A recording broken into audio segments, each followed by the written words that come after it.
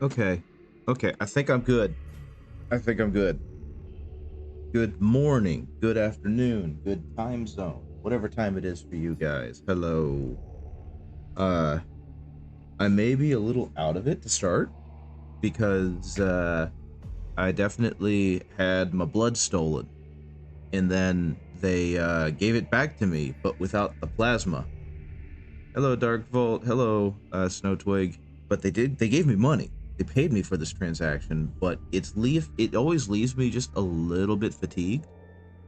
So I might seem a little bit loopy today. Good news is I'm here and I'm painting, and I am having an Emperor's Children sized problem where I am chasing that perfection. They took your plasma, but how will you overcharge your shooting? Well, the good news is I don't actually run any plasma in my fist army because it doesn't shoot a solid hard tipped rocket propelled explosive. Bolters. Yeah. No, I love plasma. I love plasma guns, but bolters are more fun to me. So yeah, I do have a set of Hellblasters. But yeah, no, it's a way to make some extra money because American healthcare and the like. But yeah, so I can make around 100 euros a week by donating.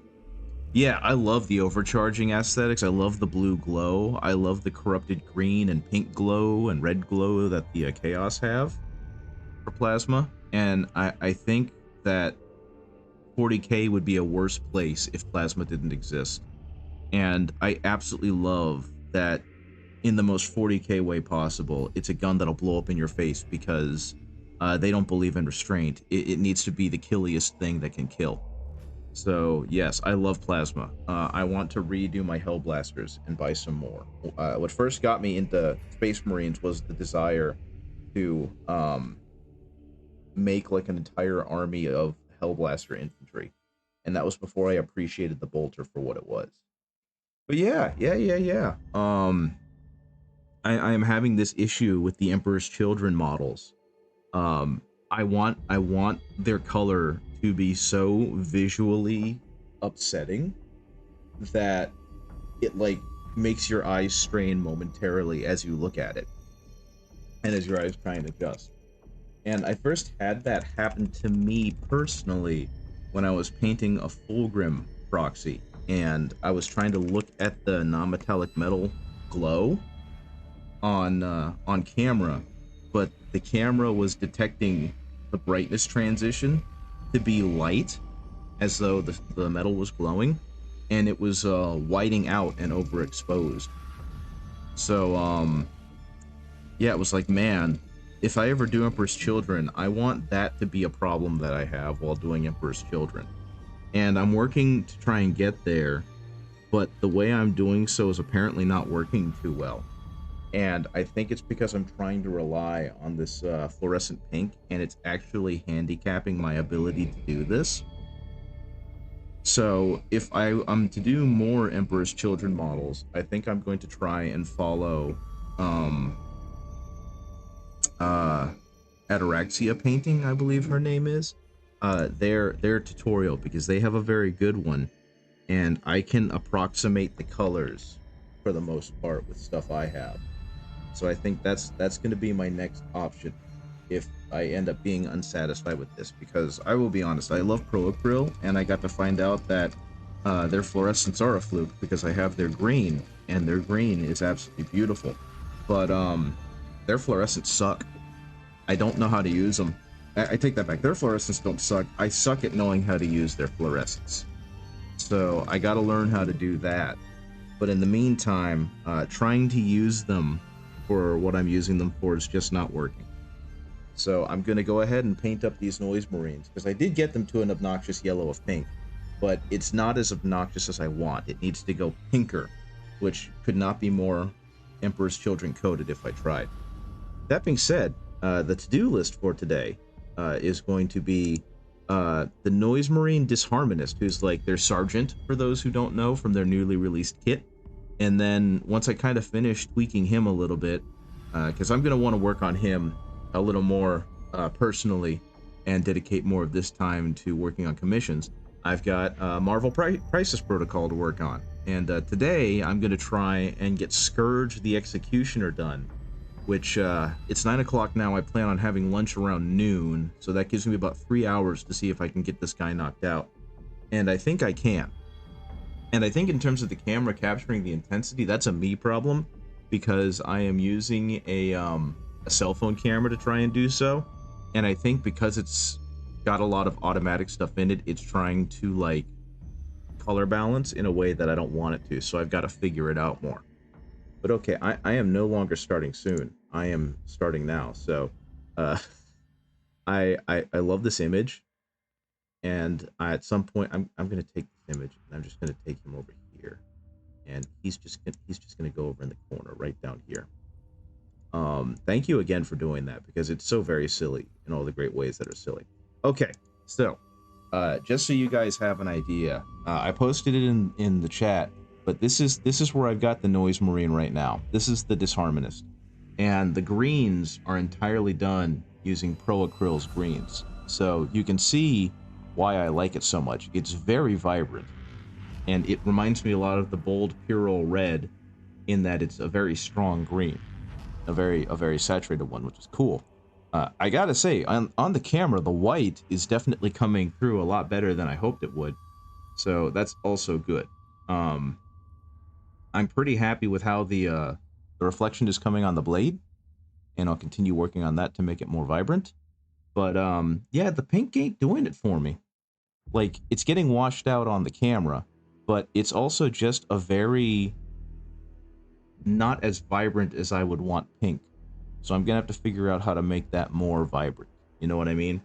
And I actually, after doing like the dark purple base coat, I then Zenithal primed with white and then hit it with pink, and it was still not pink enough. So I Zenithaled over the pink with additional white and then hit it again, and it still ended up not being pink enough. So that should tell you how obnoxiously pink I want. And to give you an idea, here's an golly, you're not even getting the color depth on the camera with this right now, because it's all just coming through as one solid color of pink, which kudos to me for my lighting choices, I guess. But yeah, it's, I wonder, can I adjust the camera so that this doesn't look so washed out? Give me a second. Let me see if I can take down the shutter speed. Oh dear God, he's like glowing. You can see I've got the shutter speed at like 1/160th of a second, and this dude's like glowing. I gotta admit, I'm pretty impressed with that. I don't know what you guys think, but I don't think the camera likes this fluorescent.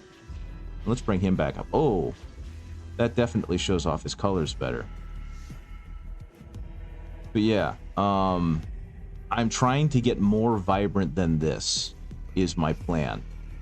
And I think me shutting down and decreasing the shutter speed or increasing the shutter speed is really helping show that contrast better now and making it a lot less washed out.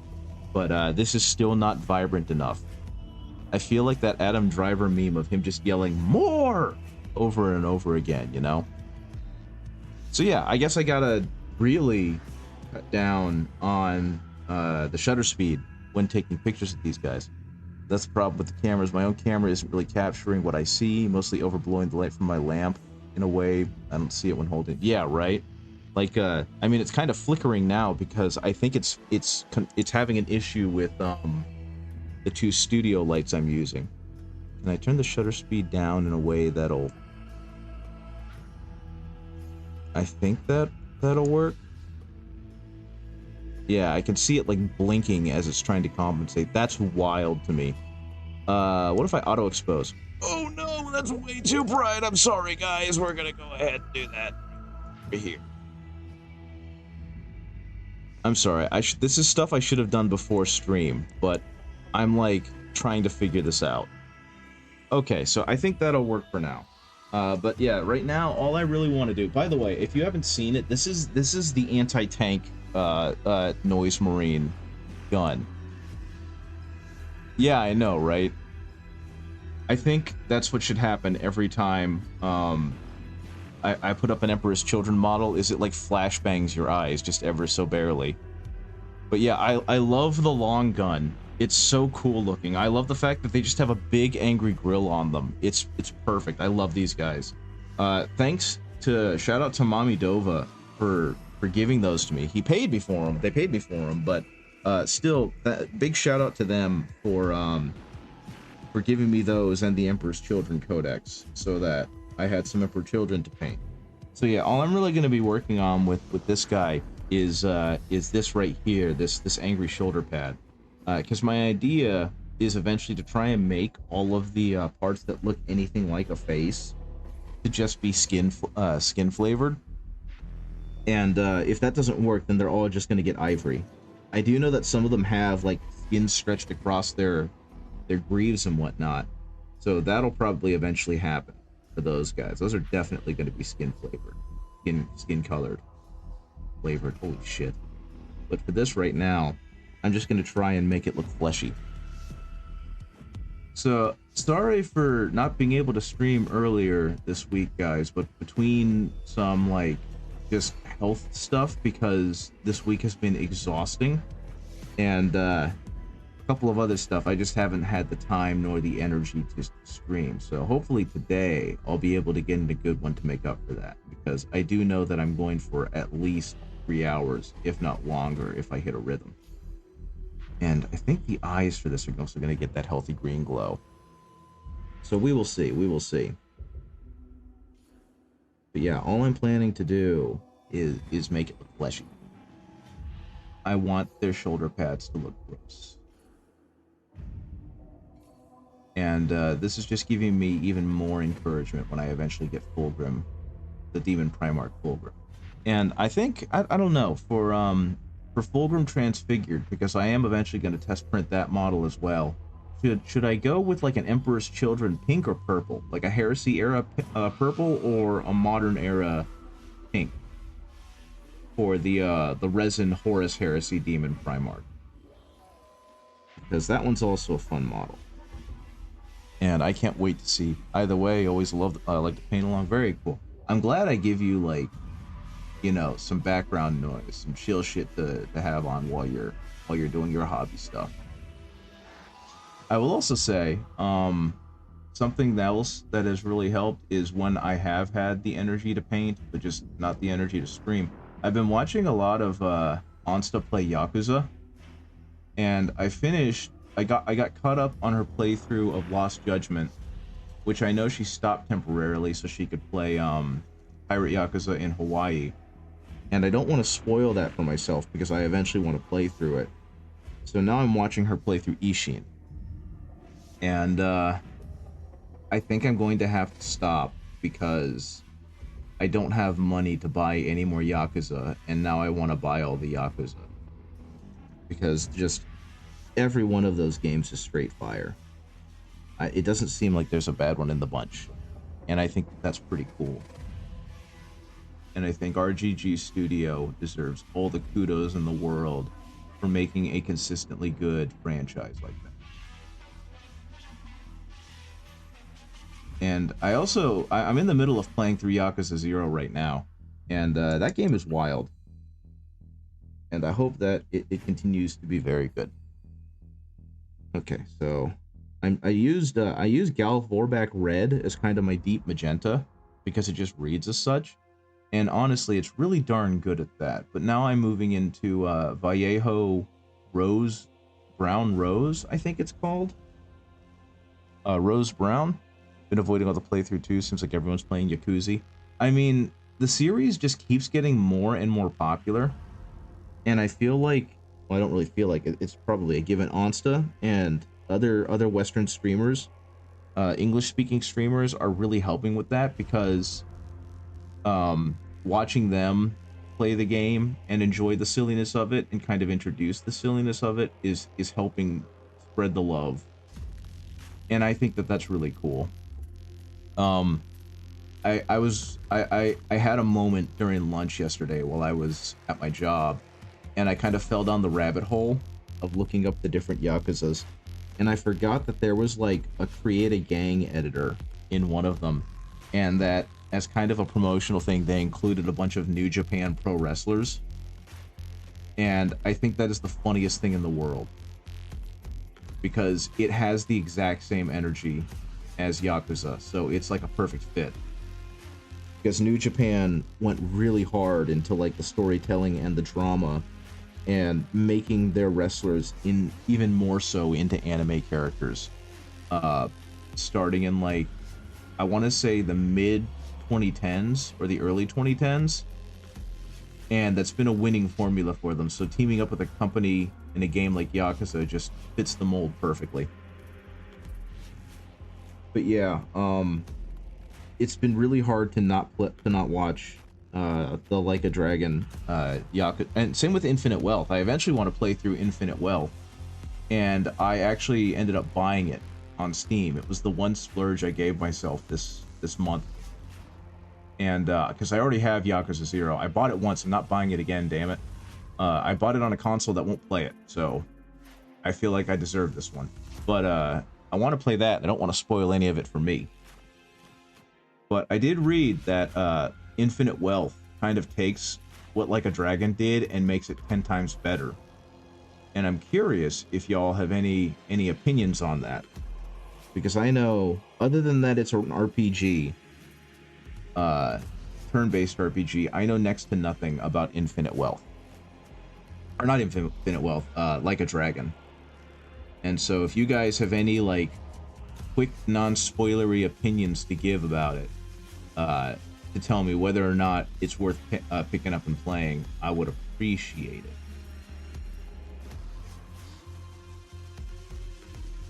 Okay. But right now, with this, I'm just kind of figuring out, do I want to make it fleshy toned, or do I want to make it ivory like I did the shoulder pads and the speakers? And I suppose we're going to find out when I finish whether or not I like where this is going. And, oh, nuts. I accidentally painted his hair. Now his hair has weird actually, those pink highlights are kind of doing some good in that hair. So I think I'm going to keep that there. If you can't tell, I'm tired. My brush control and my fine dexterity has gone out the window. But that's okay. I made it work. Dude's gonna have the J-pop hair. But yeah, this brush is completely lost its tip, and I'm kind of fighting against myself by using it. But we'll see how this turns out. I do have another. I have one more Winsor & Newton size 1. My only experience with Yakuza has been the demo disc you tried a long time ago. If you like that, then you're missing out, because my understanding, at least from playing 0 and seeing the other ones, is they've just continued to iterate on and refine the formula. And I mean, you probably got to see that by watching all these playthroughs. But it's kind of like how, you know, the Soulsborne games have just gotten smoother and better with each one in terms of gameplay mechanics that have been made by Miyazaki. And I kind of feel the same way for the Yakuza games. Because they've definitely just continued to improve on the formula. And instead of trying to take huge risks that... Actually, I take that back. They do take risks, and they do add innovations to each game. But it seems like they understand what the fans enjoyed and what worked well in the previous game, and have continued to add on to it that way. Didn't know it was a silly game until more recently. Wasn't it a thing where it really didn't become silly until more recently? Actually, no, that can't be the case, because there was some weird shit in the original Yakuzas. Yeah, like the dissonance between, or the not the dissonance, the juxtaposition of extremely silly and extremely serious worked so well. And I think that's one of the things that really made me appreciate it, is that, and this is kind of a weird example, but it kind of does the BoJack Horseman thing really well, where the comedy kind of disarms you and gets you invested in the characters, which allows the main plot to really push those heavy punches and make the characters do very emotionally invested things, because you're super emotionally invested in the game. At least that's what it feels like to me. Because, like, especially with some of the misadventures, finding out that Kiryu does have a soft side, and Kiryu very clearly lives this ideal of justice and just general good faith behavior, really plays through and is reinforced by, or reinforces his behaviors and actions in the main through line of the game. And so while you can definitely play through it without doing any of the side content, it creates so much more texture to his character, right? And I think that, I mean, that's what happened with Majima, wasn't it? With Yakuza 0, is they recontextualized his character by making him playable and giving him his own backstory. And in doing so, they created a whole new legion of fans for Majima.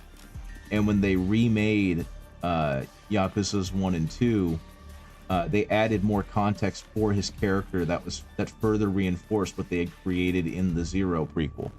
Putting all the silliness into the side missions allows them to hone in on the super serious tear-jerking moments. Yeah, exactly. It keeps the game narrative very consistent, and so while it still is silly in its own way, it's silly in a way that works. Because, like, the idea of, and not to spoil too much from Yakuza 0, the game's like a decade old at this point, but the idea of Kiryu getting into a fist fight with one of the Dojima clan lieutenants at the top of a high-rise building, you know, in like chapter 2 or whatever, is very silly, but it's silly in a way that works with how Yakuza presents itself. Okay, this color is gross. I don't know. What do you guys think? How's that skin tone turning out for you? The stretched face over the shoulder pad thing. Does that look appropriately gaunt? Yeah, silly but dramatic. I think that's what's drawing me to it now, is that I grok it the same way I grok 40K, and that just makes me happy. But yeah, what do you guys think of this pauldron? I kind of don't want to give it a fleshier tone. I've got, I think, what color is this? Rakarth flesh on it.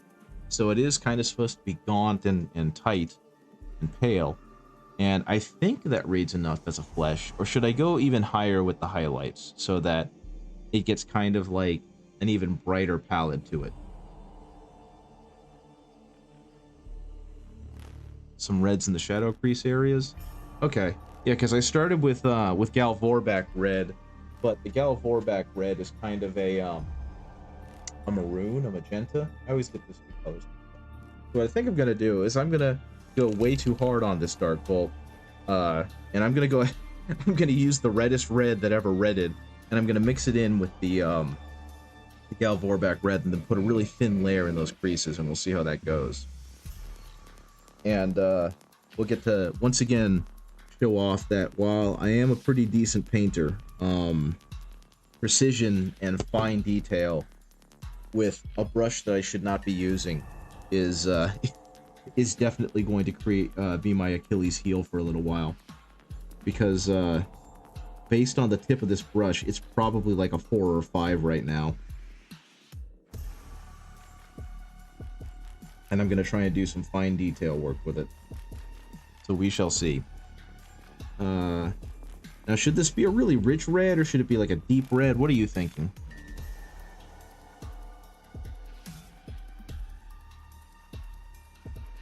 Okay. What helps with the skin is that it's a mix of colors. Yeah, it being really mottled really helps drive home that it's skinned, because it's got all sorts of stuff going on underneath it, right? And that's kind of the fun of it. Oh, this is a very crimson red. I'm not sure how much I like it. Oh, I like it now. I made it work. Hell yeah. Thanks for the suggestion, Darkbolt. That's disgusting. It looks like the capillaries have kind of ruptured on there. And that's good. That's some good shit.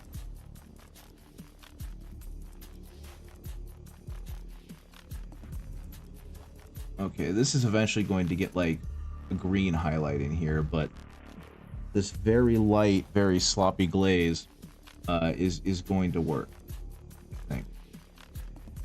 Because it's just enough, especially with how it's texturing on the model, it's kind of leaving a little bit of a modeling to itself.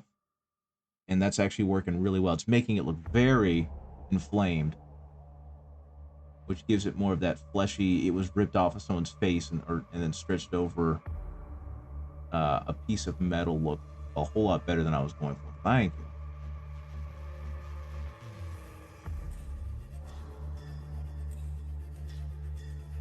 you. Okay. It's also creating some nice, like, clear delineations in some of these. It's making deeper shadows, which is also very good. Oh, this just looks Texas Chainsaw Massacre now.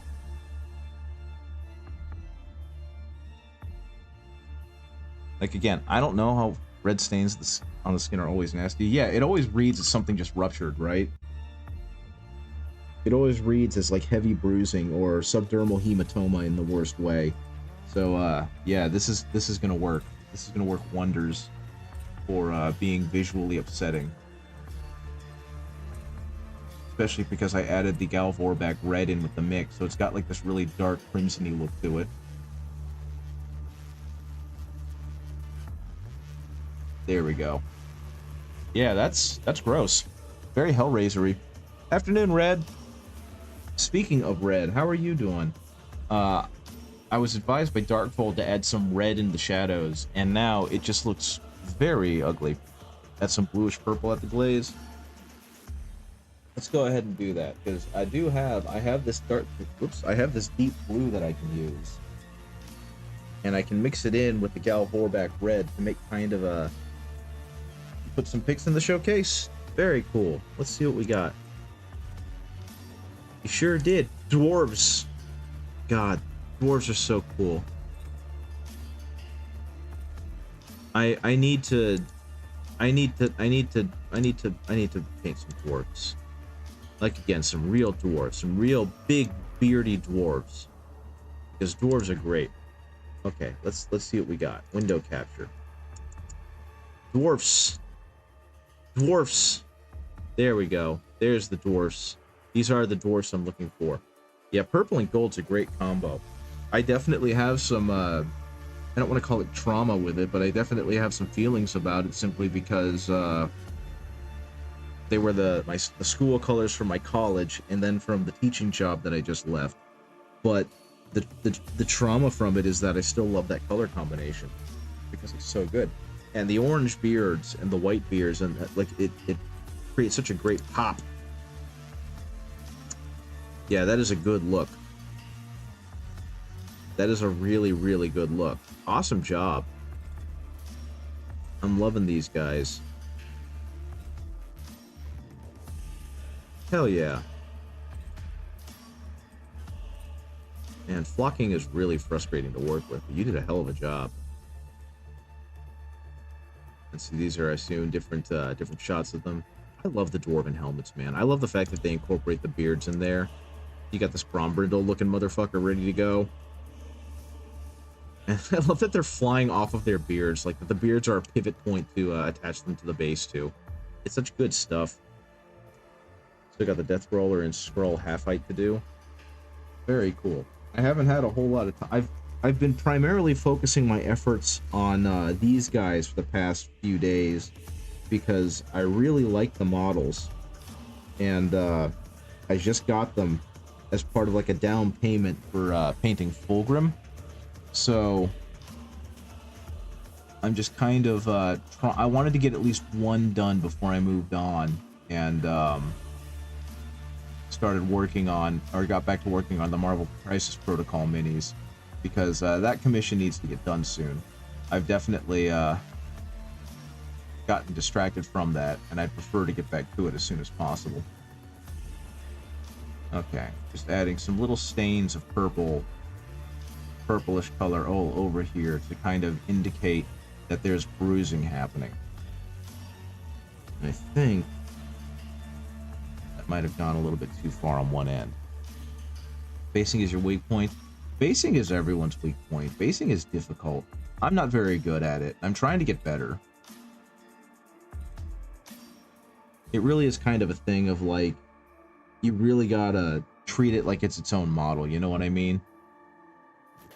And that's where I'm struggling, is like, I so want to get to painting, and since my painting handle is primarily the Games Workshop one that clamps onto the base, I slap them on the base, and that becomes an issue because now I've got to work around them to make the base work. So I definitely get it. Okay. Okay. I think next goes the green. I think it's time for me to go ahead and work on it. So again, I bought this Pro Acryl green, and I was expecting it to be kind of a dull color, and it's really not. The Pro Acryl green has a lot of the same vibrancy that the bold Purell red has, and I'm pretty stoked by that because it's one of my favorite things about the bold Purell red is it's just so incredibly saturated. So first things first, I'm going to mix some of this green and blue to make kind of a darker green that can work as like a shadow color a little bit further away from the eyes. And then as I hone in on the eyes, they're going to get increasingly lighter, I suppose.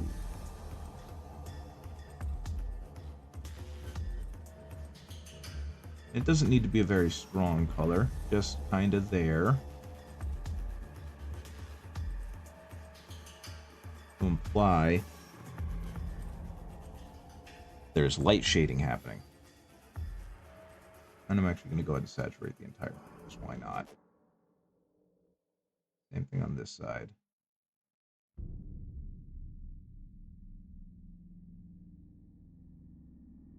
And I will say, the one thing about Pro Acryl that I do kind of struggle with is that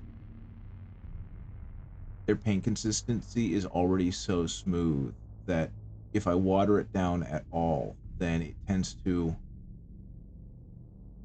create problems there where it's too watery.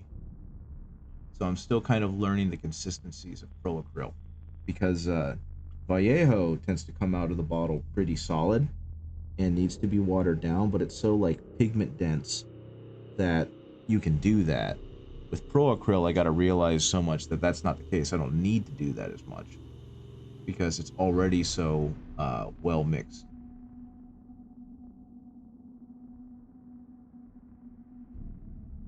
It's already so well shaken, I guess. Okay, let's see if I can get inside that eye. Yeah, once I finish this pauldron, I'm gonna go ahead and move on to the Marvel Crisis Protocol stuff because I need to get paid for that. I can hit that eye. Go back over and hit that eye.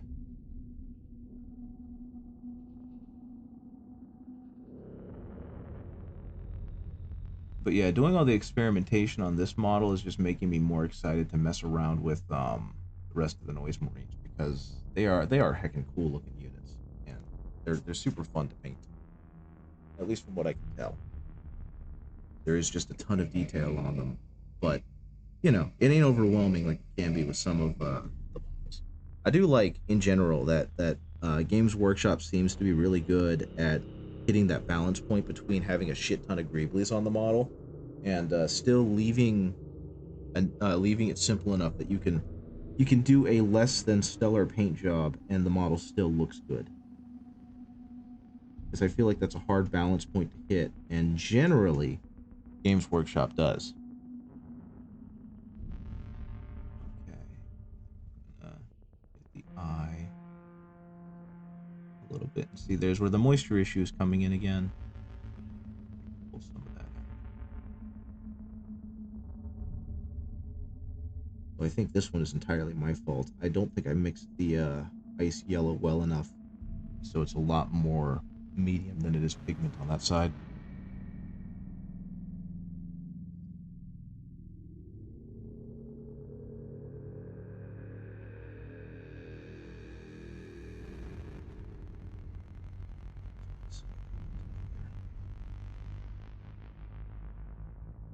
See if I can just kind of hit right in the center of that eye. It's probably still too wet for me to be doing this. I'm gonna try. Actually, no, that worked out really nicely. as did that. Okay. Oh, gosh, in the camera, that's terrifying. So I think the left eye, the right eye, needs to have a little bit more coverage because he looks like he's kind of looking off to his right. Let's see what I can do here to fill that gap in. Okay, that might do it. There we go. That is one angry looking face. Okay. I think I'm not done with this guy. I'm really not. I've got a lot more to work on. I've got to finish up the backpack, which I think actually turned out pretty okay for the most part.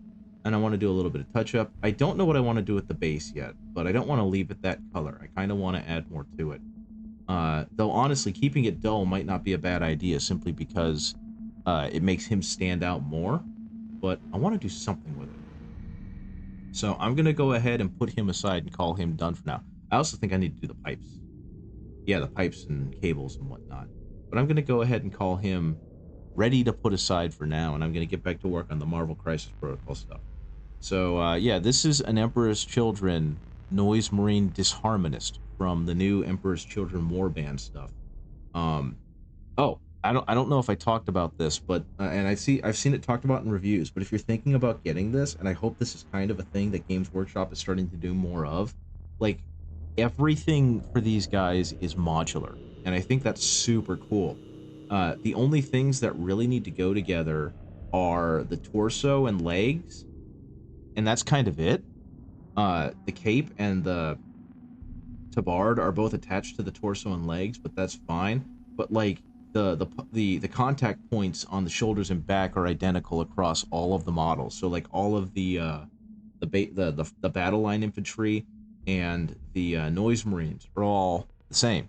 So if you wanted to be wild, you could take like the noise marine torsos and put some of the battle line infantry stuff on it and turn them into like battle line sergeants. So there's a lot you can do with these, and I'm thoroughly impressed with how good they are at or they're getting at making it so that your army's infinitely more customizable. So yeah, just a thought if you guys are thinking of getting this stuff, because it does work and it is really good. Okay, I'm gonna go ahead and clean off my palette, which seems to be becoming an increase. Actually, no, I forgot. This guy's got skin, and since I just worked with skin, I'm gonna go ahead and work with skin again. So this is yeah, a classic building mentality, and you missed that. See, me too. Like, don't get me wrong, I love the intercessors, and I love their poses and everything, but the fact that they really are kind of built one pose to one model really sucks. So, knowing that they were basically like, okay, here's how you build the gun arms, here's how you build the backpack, here's all the heads, and here's how you build each torso, mix and match, have fun. I thought that was super cool, and I really appreciate that Games Workshop is going back to that, at least with the Emperor's Children releases. But yeah, this is apparently Scourge the Executioner, and I'm sorry, Marvel fans, I don't know who that is because I don't follow Marvel, but he's a very cool mini, first of all, and hopefully my paint job for him will do him justice for those who appreciate and like Marvel a lot more than I do. Because while I have nothing against it, it's not my favorite thing in the world. And I think I do have a little bit of Marvel fatigue from just the fact that they've been a media institution for the past 15 years at this point. So I've really kind of disengaged from it a lot. And while I am interested in getting into Marvel Crisis Protocol, it's way down there on the list of things that I want to invest time and money into. This right here is a commission. So, hey Grizzhoot, how's it going? Good morning.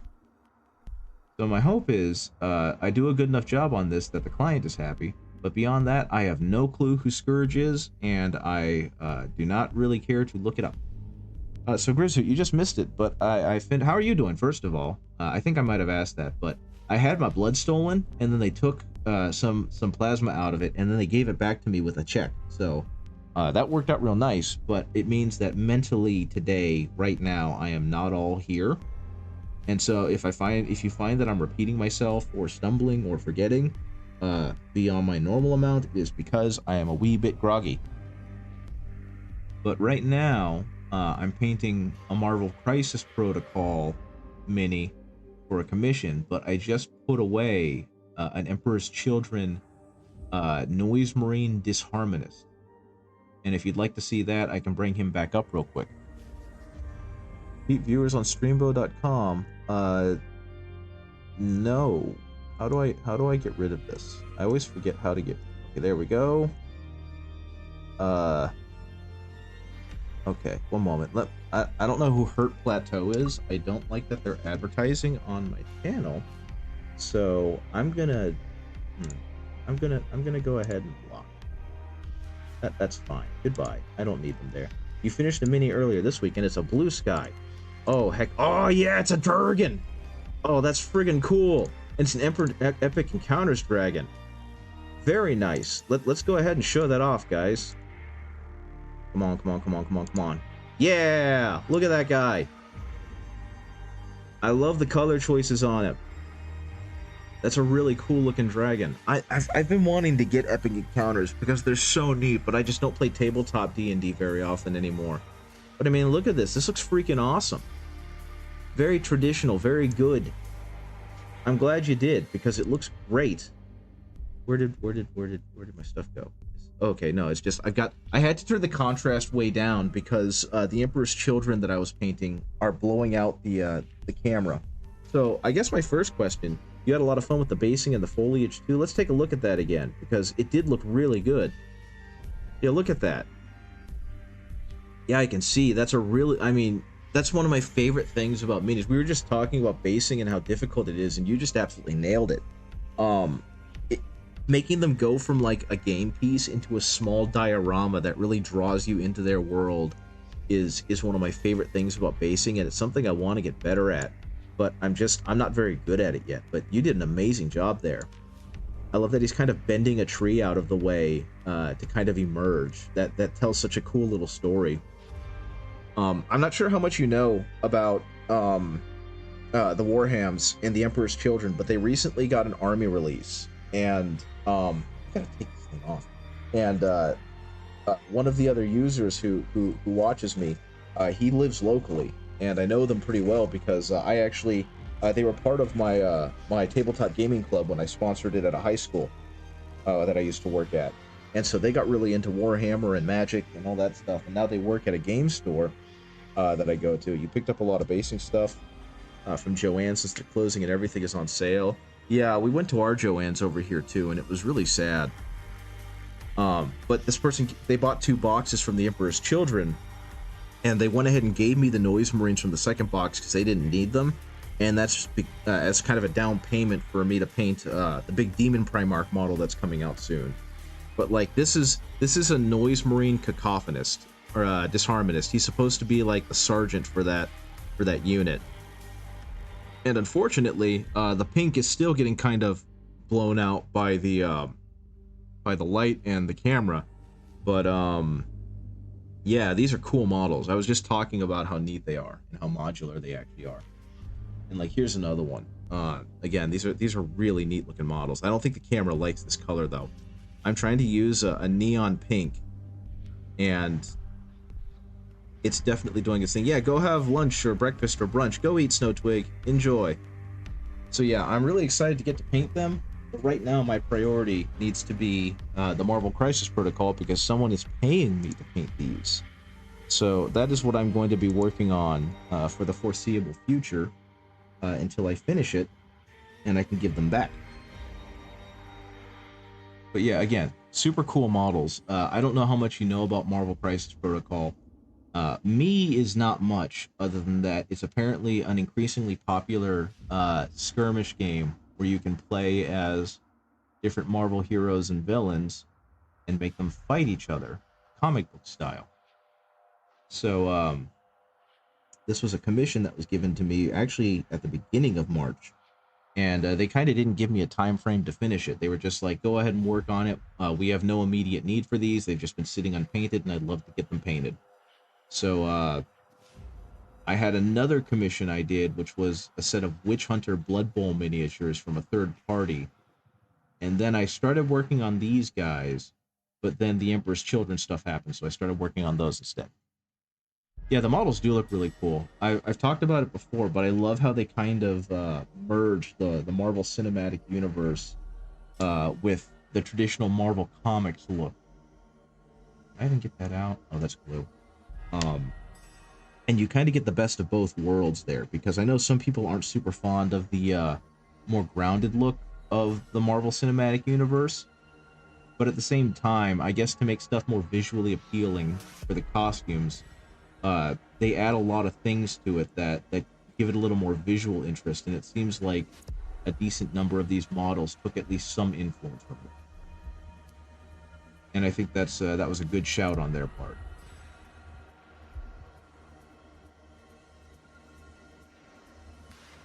So yeah, I was pretty explicitly told these don't have to be like display quality or anything. He just wants them painted up.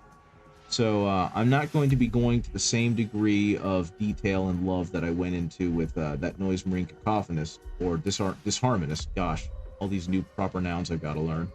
But I am definitely going to make these things look good. I will take that back. I did work on Doc Octopus, and I made him look really good, but that was just because he was a neat model. And I was like, you know what? You're going to look really good. And I don't care if I'm getting paid for my tabletop rate. I want to make this thing look fantastic. So Doc Ock got the tabletop plus treatment, and everyone else is going to get the, painted for tabletop treatment. Witch Hunters, I've been getting really interested in Mordheim. I realized you could get an undead mercenary warband with D&D minis you already had painted. And yes, that is what makes it so cool. I hope that, I've never played Mordheim, but I keep hearing it's really good. So, good luck with that. And I hope you find someone, or you make it yourself, just like a giant battle board, because those are like the coolest parts of Mordheim. You saw the Doc Ock? Yeah, I posted him on the Blue Sky, and I think I want to add a little bit more flair to his base, because it is kind of one note right now. And when I quote-unquote finished it, I didn't realize he was stepping on like a Stark throne, so I left it the same color. But now that I know that that piece is there, it's bothering me that I haven't painted it in. So I'm probably going to go back and repaint that aspect of it just to give it a little bit more flair.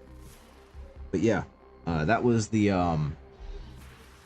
me really trying to get like the contrast and the texturing right on the Doc Ock.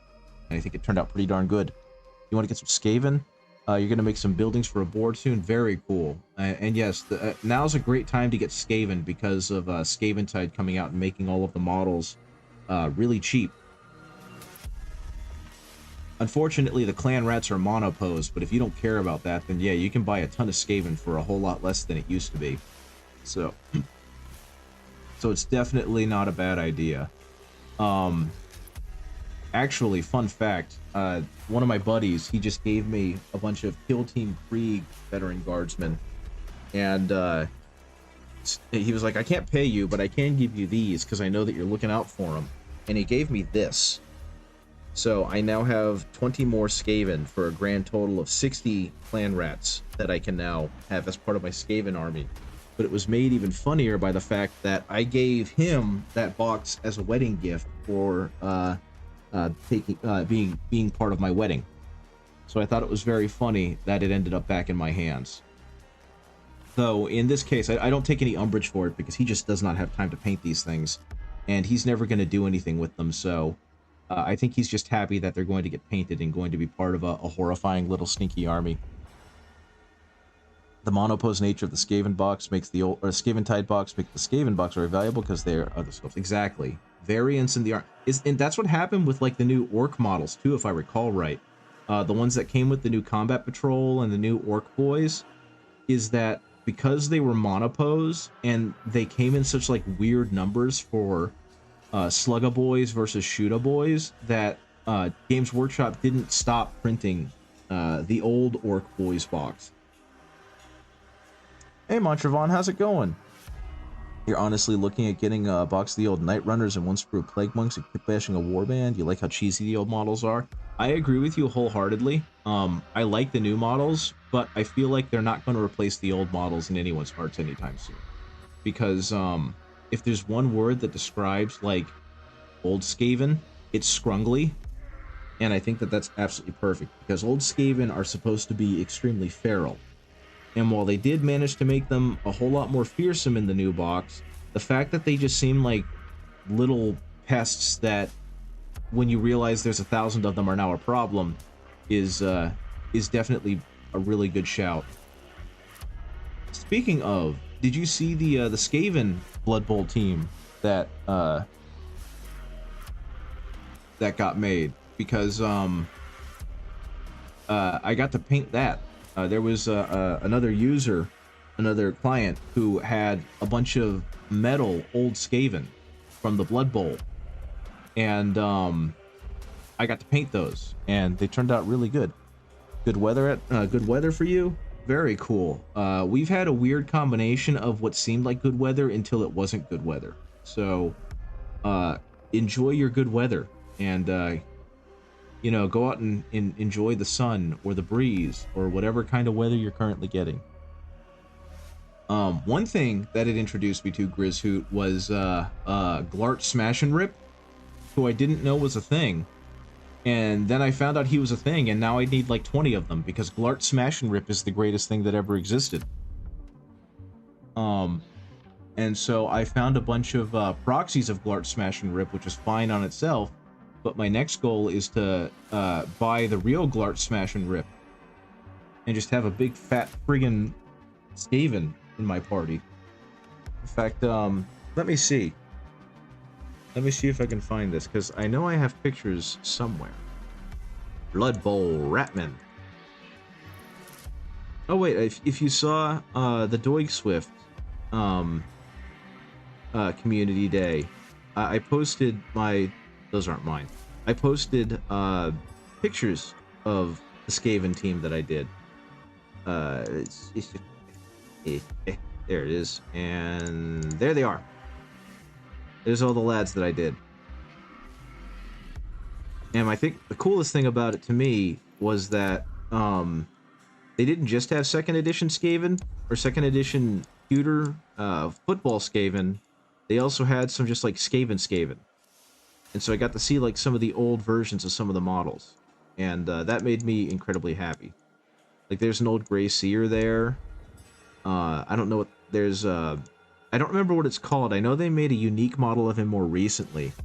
But one of them has like... he's heavily cloaked. Yeah, there he is. He's right up front. Right in between Crab Claw and Two Head. He's got like a knife in his... Is that him? I can't tell. No, it's not him. Oh, it's behind Crab Claw. He's got like the twin knives, and then he's got one in his tail. Yeah, these are cool models. I like these models a lot. They were a lot of fun to paint. Especially because they were all just so scrungly, you know what I mean? Let me see, is this one? Is that a better shot of it? Not really. That's okay. Yeah, cool stuff. Cool stuff. Okay, what was I working on? I was working on this guy. I think... I'm trying to think, is there... I've got a panel open with him so that I can just kind of reference it. Okay, that's not blue. The neck collar around him is blue. This is... I gotta say, I'm kind of tickled by the vast range of... I don't want to call it painter skill, because every one of the painters who worked on these are incredibly skilled, but the vast range in like technical complexity there have been between some of the Marvel Crisis Protocol like display minis. Because like for Scourge, it might just be because he's a lesser known character, but like the key art for him, the promo art they have for him on the box, I can pretty easily, I feel like, I don't want to speak too highly, but I feel like I can pretty easily replicate like everything they did on that model. Because there's nothing super complex or difficult about the way they painted him. But with some of the other ones, it's like, okay, you definitely went hard on this one, guys. You got your best painter to work on this one. And again, it might just be random chance. I don't know, but you can definitely see where some of them they really put a lot of time and work and effort into, and other ones they painted up to a technically competent, pretty level and left it at that. At least that's what it feels like from my perspective. But I mean, at the same time, I don't know how many. They had a design choice they were going for. They wanted big, bright, bold colors, and maybe being hyper detailed doesn't really work with that, you know? Because, like I said, all of the painters that worked on these, they did an absolutely tremendous, tremendous job. So I don't want to make it sound like I'm disparaging any of them, because they're all better painters than I'll ever be. Okay. Oops. Oh, that was full of water. That's not at all what I want. Mix that in with some more of this, pull that up. Let's get a little bit more on the edges. Hit any low spots I didn't already hit. And the next thing I think is going to be to paint like his pants and his apron and all that stuff with a brown, and then work that brown up almost to an orange highlight based on how they've got this guy painted. Let me just double verify with that. And we just, yeah, it is kind of a dark brown leading up to an orange. Who called? Oh, that's unfortunately I'm streaming, so I can't answer that right now. Give me a second, please, folks. And I'm gonna see what I can do about that. Nope, that's not happening.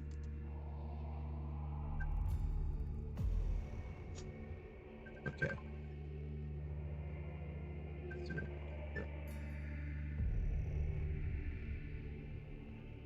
So again, Pro Acryl, I'm using Dark Umber just because Pro Acryl has been really good to me, and their Dark Umber is a really good dark brown. For anyone who's just looking, it's kind of like, what is it? Dryad Bark, I think, is the dark brown from Games Workshop, but their dark brown is very flat, and I wanted something that's a little not so flat, so I bought this stuff as a replacement for like a Vallejo. And again, like a lot of other stuff that goes with Pro Acryl, it goes on buttery smooth, and very vibrant. And both of those things are huge for me, and it's a big reason why I started switching over to the Pro Acryl. I just really like the coverage that they get and the smoothness of their paints.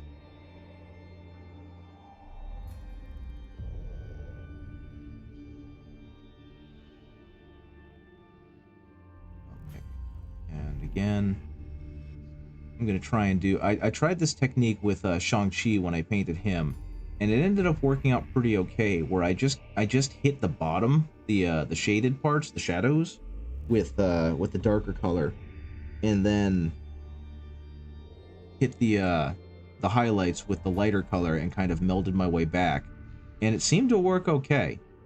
Especially for from a I don't want to call it a speed painting perspective, but from a I don't want to spend 5 hours on this mini perspective. So I'm going to give that a shot again with this guy, and we're going to see if it works out okay. And I think some of that does have to do with the fact that the Pro Acryl paints are just so good at like blending and leaving thin layers.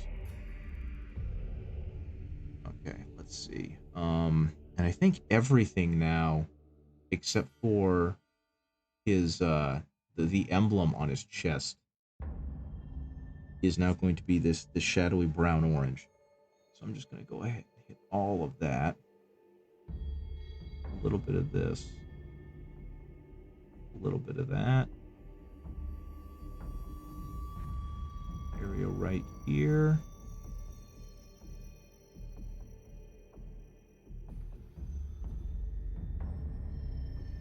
And this stuff is going to get built back up a little bit with the orange. So it is what it is at that point. Don't have much of a choice. And I think before I even go into the orange, I'm actually going to go back and I'm going to go ahead and paint in his skin tone.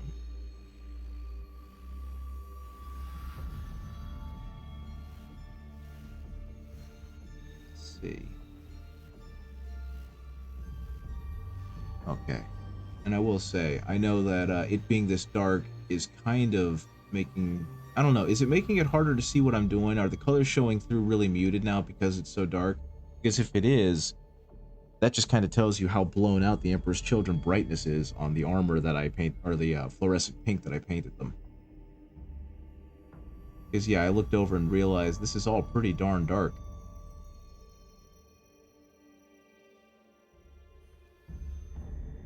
Okay. And next, orange. Which actually I'm probably still going to need to mix with the brown anyway, because this orange is like a really bright, vibrant orange, and it's not really going to pop well against it.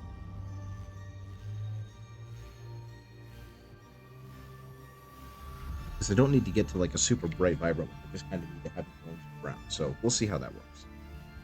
Actually, no. First, before that, you do a skin. Kind of bouncing back and forth here, because I'm trying to figure out like what parts do I really want to paint. Yeah, so I don't have to go back over them later.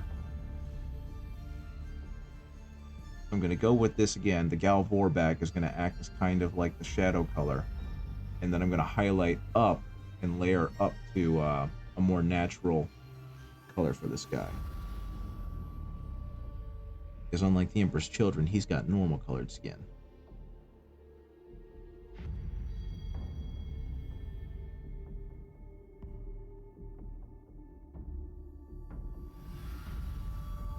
That'll work.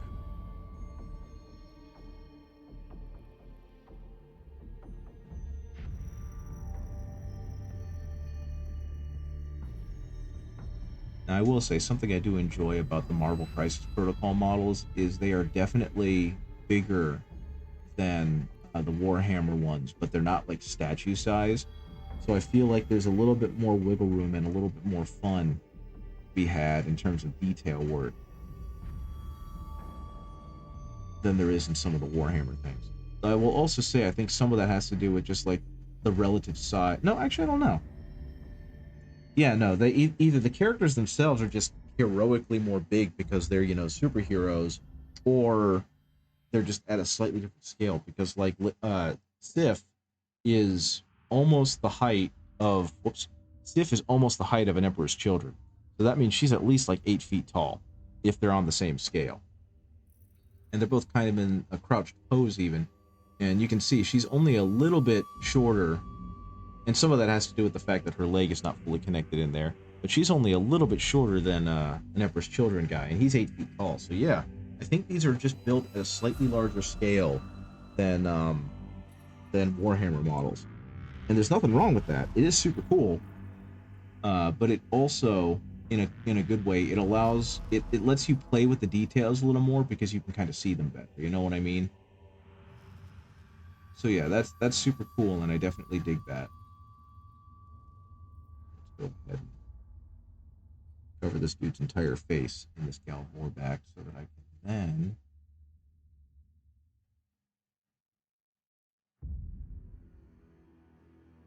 go back over it later, because pretty much everything else is going to be a dark color.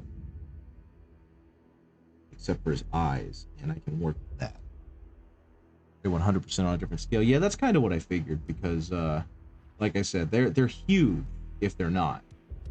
And I read a little bit of Marvel, but I'm pretty sure that, you know, not all of the superheroes were 8 feet tall.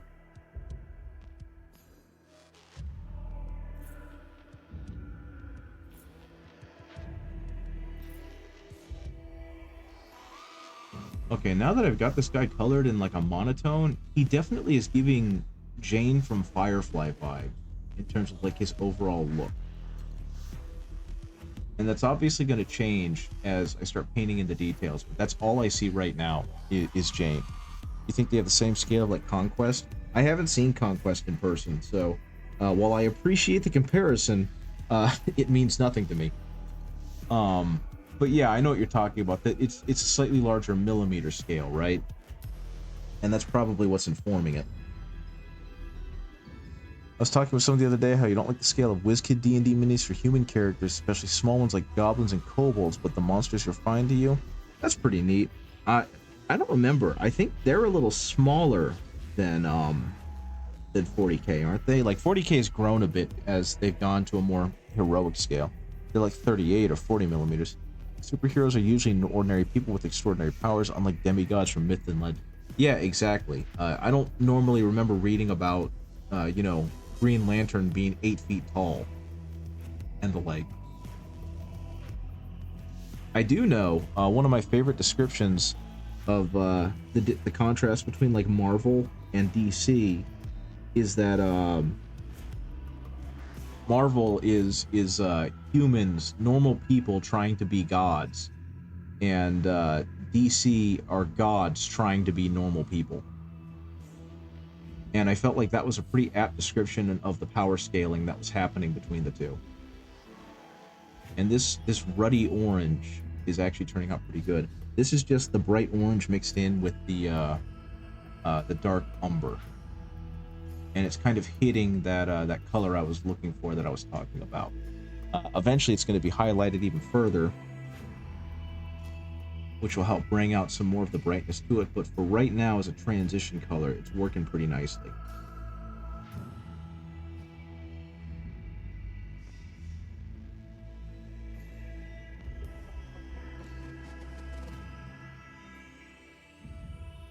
Okay. Unfortunately, because the orange itself is such a translucent color, it's leaving a lot of streakiness to it. So it's going to take a couple layers, I guess, for me to really get this to look appropriate.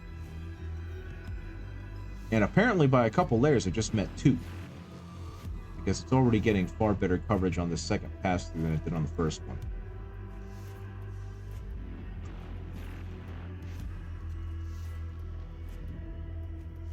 But yeah, the store that I go to, that I buy most of my models from, they have a big Fallout Wasteland Warfare diorama set up, and it's super cool because it's of a landmark from the city. Which, I live in a smaller city. It saw its heyday back in like the 60s and 70s, and nowadays it's just kind of like, yeah, we exist, and a big health clinic is slowly taking over the area. But it is really cool. We do have a big landmark that's been there for decades at this point, up on one of the mountains, and so it was really cool seeing like a mini scale version of that landmark being used as a battlefield for Fallout. But beyond that, they don't have a whole lot of actual displays and dioramas and whatnot out. They have a little Blood Bowl display in one of the cases. That was like my first foray into that, but beyond that, there's not much. So I don't get to see a whole lot of the minis out of their boxes and on the shelves, if you know what I mean.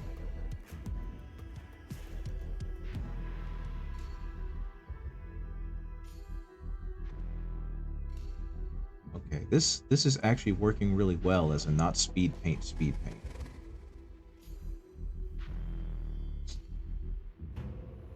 Getting me just the right amount of color for what I'm trying to do here.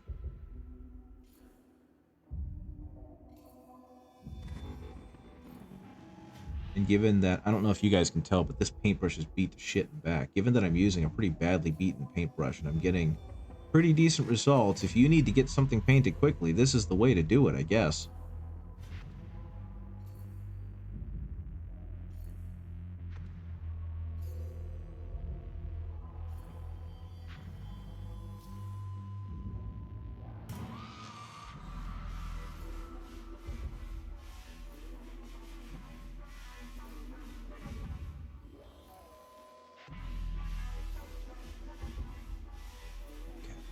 See.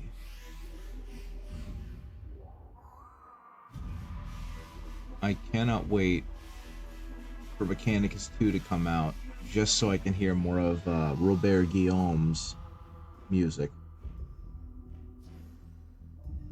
Because between this and Jesper Kid's Darktide soundtrack, and honestly, I feel bad that I don't remember the name, but the composer soundtrack for Rogue Trader, Warhammer fans have been eating really, really good at just like moody aesthetic Warhammer music. And I once again want to emphasize, if you have the means, the money, the resources, the time, and you want to experience the Warhammer world in an RPG setting, Rogue Trader is so worth the money. Okay. Yep. Okay. Very good game. I plan on doing another run through at some point. I'm not sure if the oft talked about but still yet to be executed stream run is ever going to happen given my hours, but I cannot encourage you enough to play that game.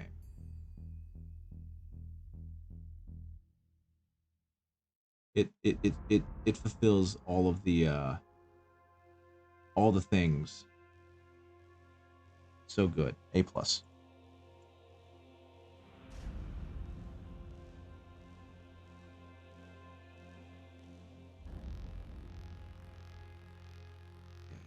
Go ahead and do this very gently. Oh, that thinned down way too much because there was water in the ferrule. Okay, and again, this is just a mixture of the bright yellow and the dark umber brown, or the bright orange and the dark umber brown. And all I'm trying to do is get some decent coverage across this, because it's already, as you can tell by the zenithal, like the brightest spot on the guy. So as long as I'm not just doing like a pure bright orange, it should service fine as like a highlight color, because everything else is kind of going to get built up to a highlight color anyway. Pen and paper, the PC game. The PC game that is based off the pen and paper game. My understanding is the pen and paper game is also very good. I have not played it because I didn't know about it, or I forgot entirely about it until I played the PC game by Owlcat Studios. But if you like those kind of games, it's a darn good one. I think my one complaint is one that apparently all of Owlcat Studio games have, in that the way it's designed mechanically, it just kind of becomes missile tag near the end of the game, where everyone is exceptionally high powered, and it becomes an issue of who can kill the dangerous thing first. Because if it's not you, then you're going to die pretty quickly. But generally, by about a third through the game, you kind of understand what you can and can't do, and that makes a lot of the encounters just very easy because you become so powerful so quickly. Morning, Lotus K, how's it going? How are you doing? How's your week been? Mine was very busy, which is why I did not stream. And now I'm trying to make up for my lack of stream with Stream Right Now. I painted some Emperor's Children. Well, not really painted. I touched up an Emperor's Children model.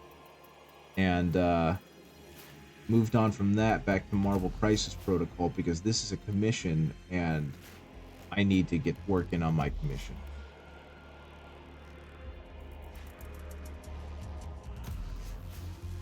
But yeah, I hope things are going well for you.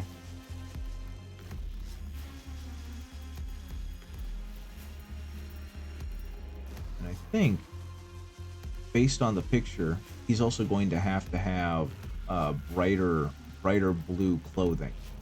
So I'm going to have to mix in some of that to really bring out the highlight in his clothes as well. But thankfully, as you can kind of see, he's a very simple model. And once I kind of hit the clothes and the skin, and probably the axe again, he's almost entirely done. Yeah, no, I donate plasma on Saturdays and Wednesdays to make a little bit of extra money because bills are expensive and I live in America. But my partner is out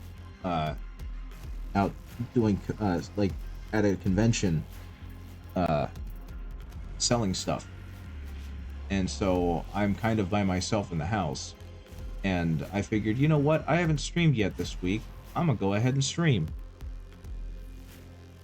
So that's what I'm here for. Unfortunately, and I've mentioned it a few times before, I am a little bit loopy because of the plasma donation. I don't know if you know how that works, but they basically take some of your blood, put it through a centrifuge to separate the plasma, and then give you your blood back. But they take a pretty substantial amount of plasma, and it does leave me a little drained. So I might not be all there mentally right now. Like, I'm not gonna die or anything, but it definitely leaves me a little drowsy and lethargic. Okay.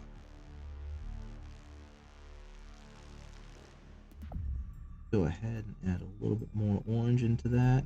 A little bit more orange. Create more of a highlight. Recycled blood into your veins. Yeah, right. They steal it. They steal it. They take out some of the goo juice and then they put it back in. But like I said, the best part about it is they pay you a pretty decent amount of money, so I can't complain too much.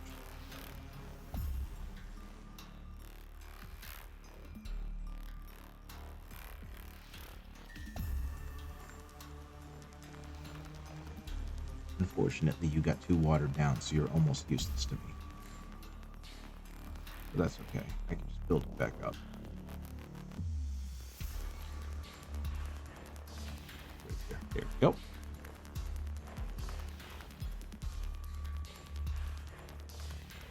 Yeah, I don't like thinking about it too much, but what makes me really sad about the plasma donation thing is that place is never empty.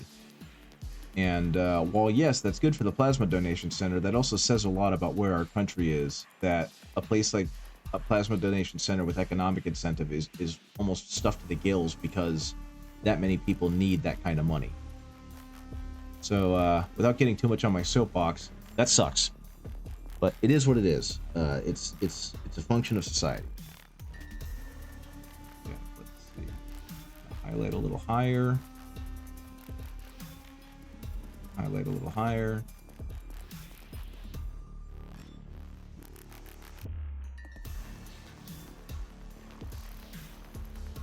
Same thing on the other shoulder. Highlight a little higher.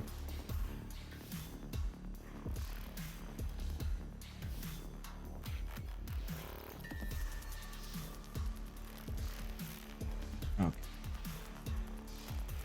I don't know if I have any more blue left, but I'm gonna try because there's just this one little corner that's bugging me. I didn't catch any. There, got it. Okay, I guess the next thing to do would be to do a skin because life gets very expensive in the last years too. Yeah, especially. Life has gotten very expensive. And I might have mentioned it previously, but I also did a job transition. I might have mentioned it previously. I have mentioned previously that I transitioned job or like career types last year. And unfortunately that transition also meant I took a severe pay cut. And even though my partner is now also working, it's not quite making up the difference. Additionally, the tax brackets apparently changed, and now I owe a lot more to Big Daddy government because a lot less was taken out of my paycheck. So that's not helping things either. But, you know, it's just things that happen. Stuff that I will eventually overcome, and it'll all just be a silly memory. Yeah, this paintbrush is getting to the point where it's going to have to be nothing more than a glorified base coat brush because it is getting very, very beat shit.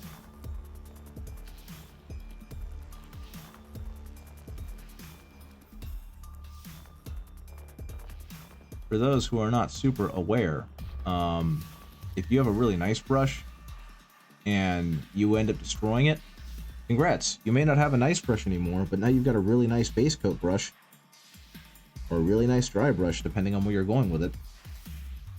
This Winsor & Newton brush, I think, has served me now for a good 6 months or so, which makes me sad because that doesn't seem like long enough for a brush that was 20 bucks, but can't really do anything about it other than continue to use it as a base coat brush because it's still not too bad at holding a tip. It just can't hold as tight a tip as it used to. Man, this guy's got some rippling muscles.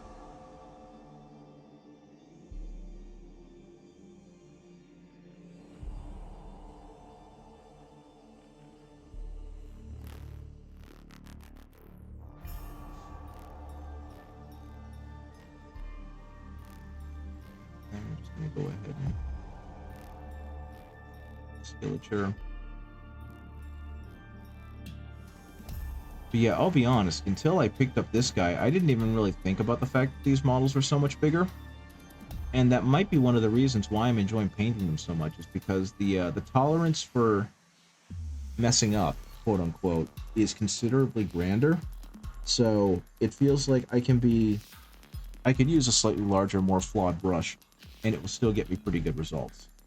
because not every brush stroke has to be as precise as it does on a 40K model. So that's definitely a positive aspect about these guys.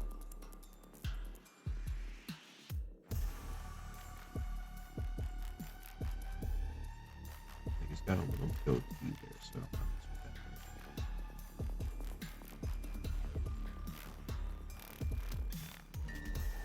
he's got like the littlest bit of lip flesh right there, so we're gonna hit that as well. And I don't want to leave too much of this dark shadow exposed, because it creates some really, really gaunt-looking shadows in the mini if you leave like the base coat strokes underneath everything.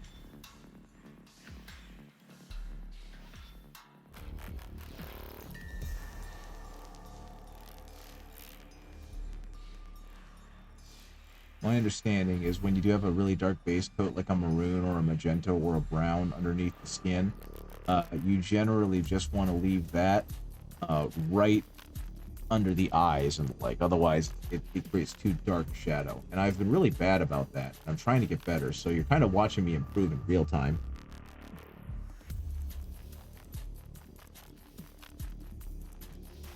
Here. Back of the head.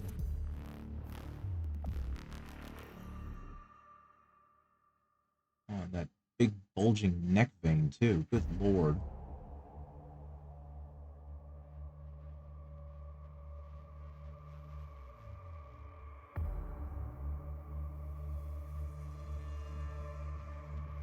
There we go.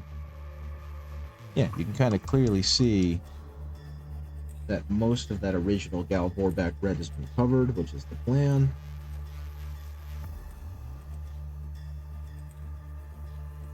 And that way, when I start moving into the actual skin tones, the shadows aren't such a stark contrast.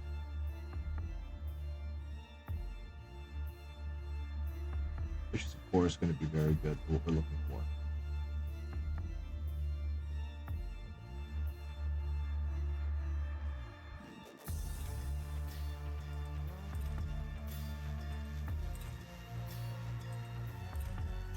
This.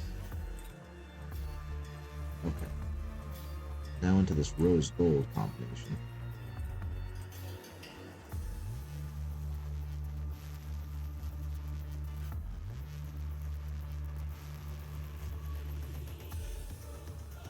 In my understanding, when it comes to doing skin with the highlights, is to highlight and make brighter the spots where the sun is going to reflect off of kind of the oily flesh a little bit. So take that into mind when you're doing this kind of stuff.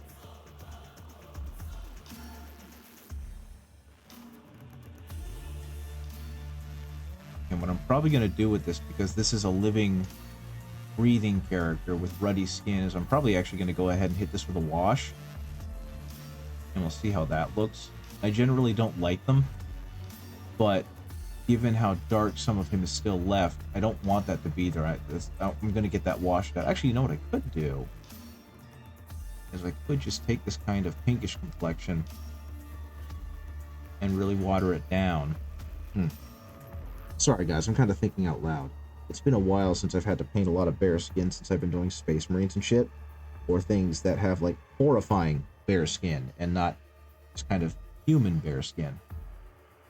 So I'm kind of debating what's the best way to make this not contrast so deeply in the creases and edges. So I'm just going to kind of futz around with it a little bit.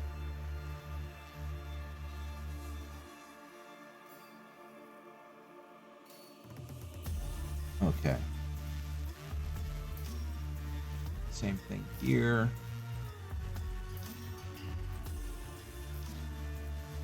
Now, something that I find kind of funny is I tried using, I don't know if you guys have ever seen it, but like dakadakadaka.com and a couple of other websites have what are supposed to be color matching charts across the different paint brands. And probably due to constant changing of the formulas, but none of those match up at all. They're all objectively pretty bad. So if you're ever trying to move away from Citadel and you're trying to move to another color, don't trust those charts. They're very old, and generally wildly inaccurate. Like the color I'm using right now is supposed to be a match for Katie and Flesh Tone, and it's not the least. It looks nothing like Katie and Flesh Tone. So be careful about that. Don't try and use those tables to color match. Okay.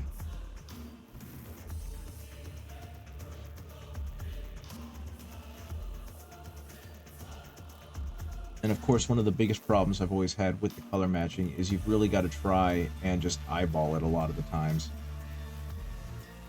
And you can't do that till you've bought paint, you know what I mean?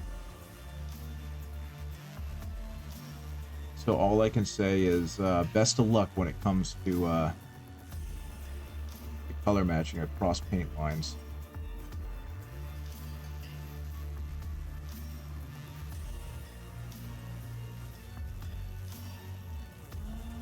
Come on, Vallejo, you're being really, really stubborn right now.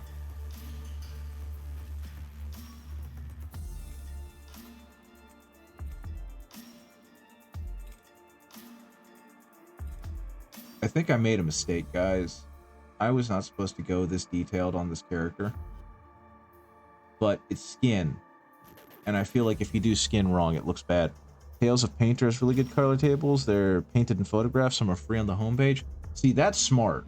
That's a good way to do it, where they actually take the color and they paint it to be like, yeah, this is what it looks like on the same model. Versus, you know, what this other paint brand looks like. I didn't know about Tales of Painter. Thank you for the heads up. I think, thankfully, right now I've been doing it long enough and, you know, frequently enough that I can kind of guesstimate, and I've gotten pretty close with a lot of my approximations. So yay me, you know, pat myself on the back. But for anyone who needs that, and I also know what my model line's going to look like. I'm buying Pro Acryl, and I'm just kind of sticking to the colors that I like. My own little toolbox, unless I need a special one. But for anyone who needs that help, apparently Tales of Painter is awesome. So I would definitely use that.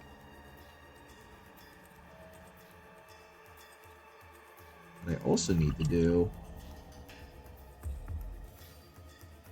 is rehydrate some of these darn paints because they have been sitting out for way too long. I might have over rehydrated my darn paints because I just dropped a glob of water from the Ferrule in one of them.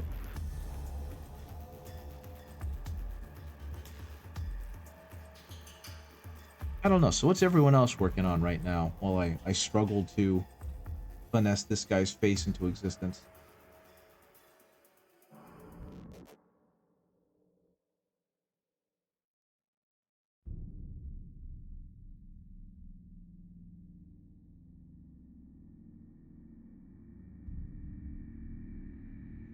What I do think is kind of funny is my partner was kind of watching me, or was watching a painting tutorial with me about painting faces, and she just had this immediate realization of, oh, they're just doing makeup. It's all just makeup technique, and it's like, that makes so much sense, and I understand, but I also hate it. Because that is kind of what it feels like I'm doing in some places. From the little bit of makeup techniquing that I've gleaned,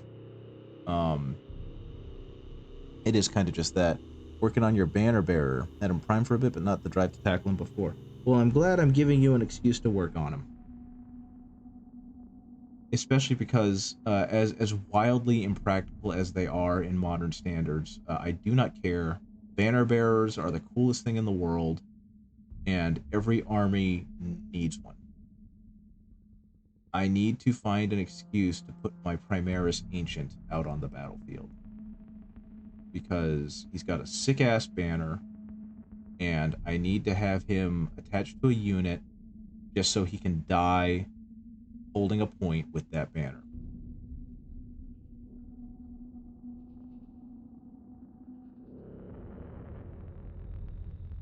And that's something that I wish, and it's actually kind of a reason why I wish the Space Marine model line was a little toned down, because there's so much, and I feel like if they toned it down, it would kind of force them to make some of the other models better, like the Primaris Ancient, because they'd have to kind of fulfill more of a role.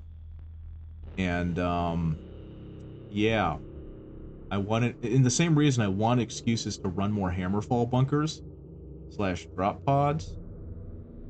I want more excuses to run Primaris Ancients, or Ancients, Banner Bearers, Standard Bearers, whatever you want to call them. And that face ended up turning out pretty darn good, considering I was just futzing around with it a second ago. A little bit of yellow to give it some more color to it. Okay.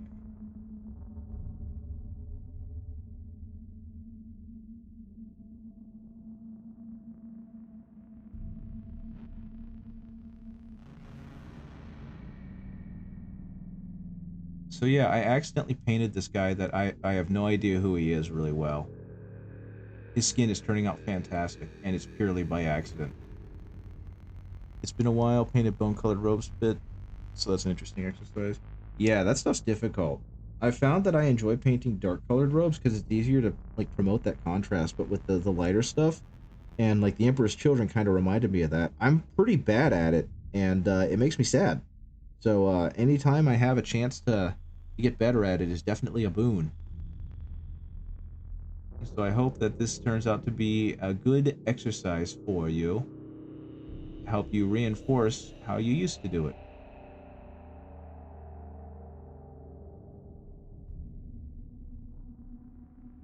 Gotta make that bulging neck have a really good highlight on it.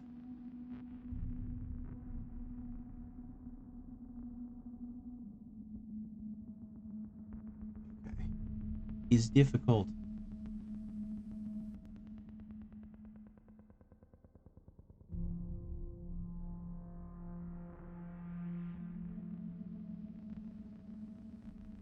Honestly, folks, this is one of the best faces I've ever painted.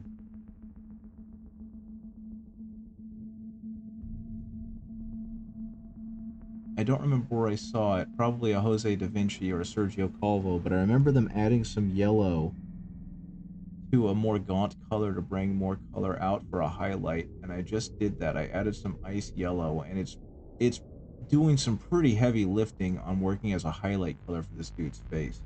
I don't even know if it's really going to show up in the mini when I'm done, but his face looks really freaking good. At some point, you're going to have to finish painting up your scratch belt Ezekiel. Good luck with that. Those guys are tough. What's going on here? Nothing. Nothing important to me. Okay, what was I doing? What was I doing? What was I doing? Oh yeah, I was looking at him. Okay, so he has just straight black hair, and he's got kind of the dark gray to black boots, and then some highlights. Okay, I can do that. Straight black. Ugly dark gray.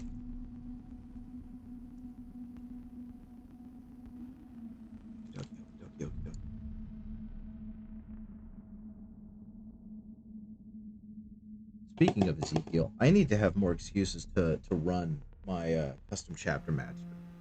Custom chapter master that I did in like that Terminator armor that I took from Belial, because that model's just too freaking cool.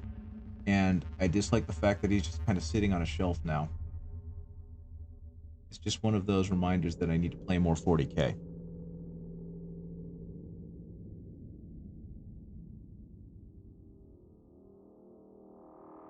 Because I definitely have a set of Terminators to attach him to.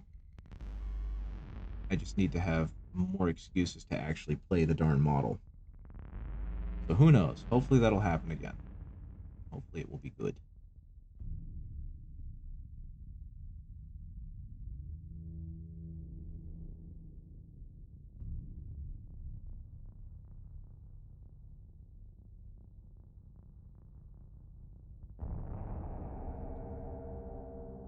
Actually, this color is working pretty well. A little bit more.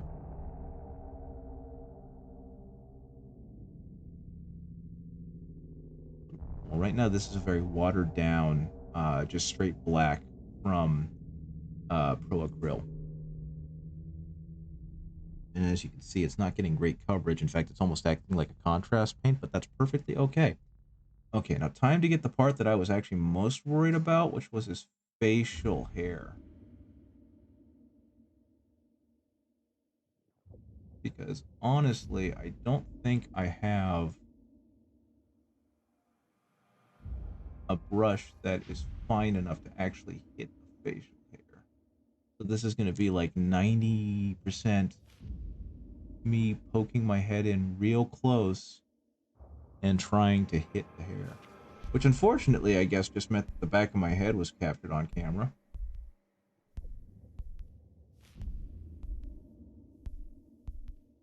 But that's okay. Now you guys know what my hair color is.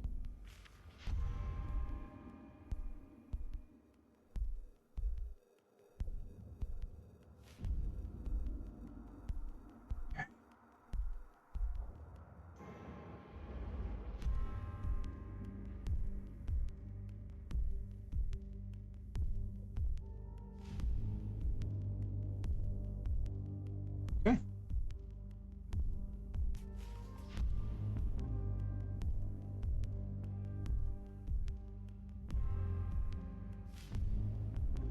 Okay. Now that's been colored in. Gonna add a little bit more of that light gray in so I can highlight the boots a bit. And then I'm gonna have to tackle the eyes, and that scares me. I don't know. Does anyone in here actually enjoy painting eyes? I mean, this model is bigger, so his eyes are bigger, but does anyone actually enjoy going onto a model with these tiny little heads and actually painting the eyes on said model? Because, I mean, it's a meme, but I legitimately do not know anyone who enjoys painting eyes on a model.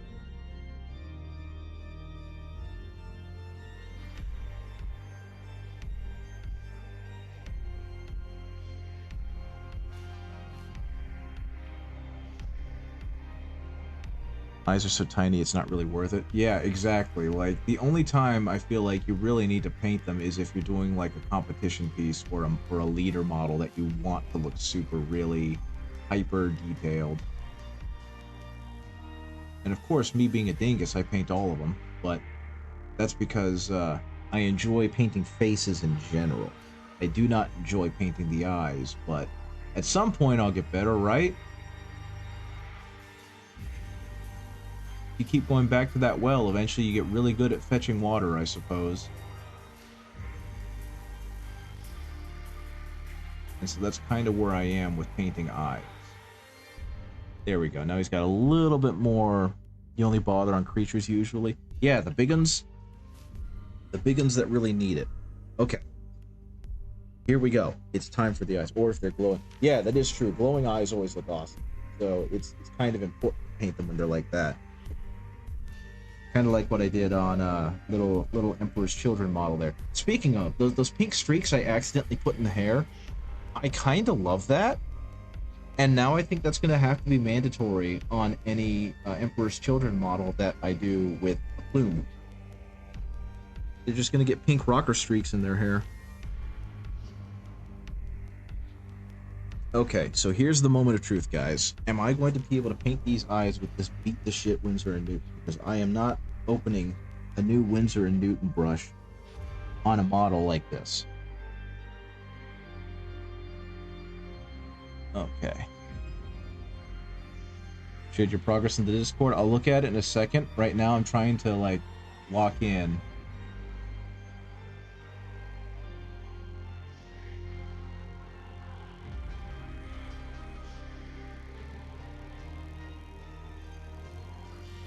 Oh my god. I got it. I got it. I did it. I did it. His eyes. I got them. I'm not going to paint any irises because they're too small, but I got his eyes. Holy shit. Hell yeah. Okay, let's go ahead and do that. Let's look at what you got. Heck yeah. Holy crap, what a cool banner. I think you've shown this before, but my god, that thing kicks ass. Oh, that's so cool. We've got so many good models being shown off today. Where the heck did it go? Chrome. Yes, Chrome. Yes. Heck yeah, look at that model. Look at that banner. Look at that model and that banner. This is why Dark Angels are so cool, guys. Because, like, the idea of heavily power armored Marines in robes is stupid. but they look so freaking cool. That is so neat. Also, you did an absolutely killer job on those robes. Those look fantastic. So kudos to you for doing an awesome job on those robes. And also part 2, the squeakle. There it is. Look at the rest of this guy. He's got a perfect place for his backpack. That shoulder pauldron decoration looks amazing. Looks really good. That's gonna look so cool when you finish it. What a great looking model. A+ work, dude. Yahar. Okay. I think the next thing for him is actually going to be to do some highlight work on his blues. I don't have any blue. Shit. Okay, let me get some blue. I forgot I ran out. I think, yeah, it's going to be the same blue.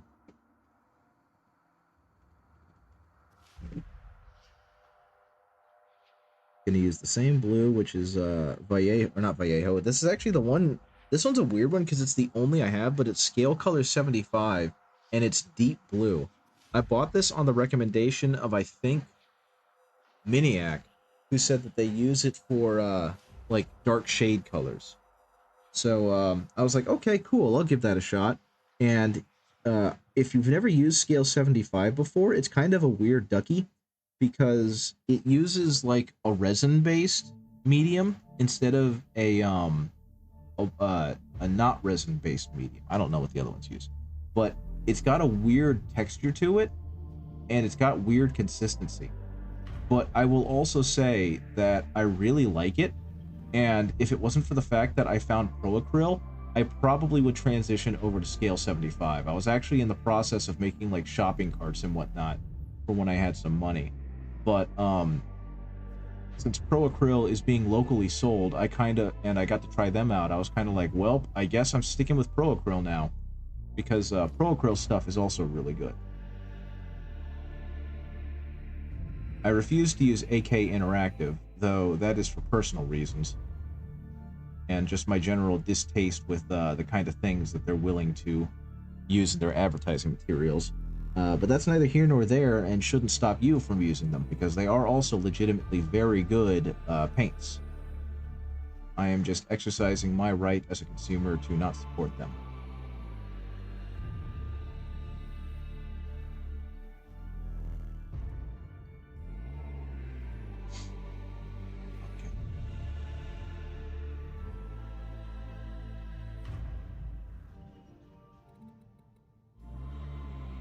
Okay, now we got some highlights going on, which actually, accidentally look really good.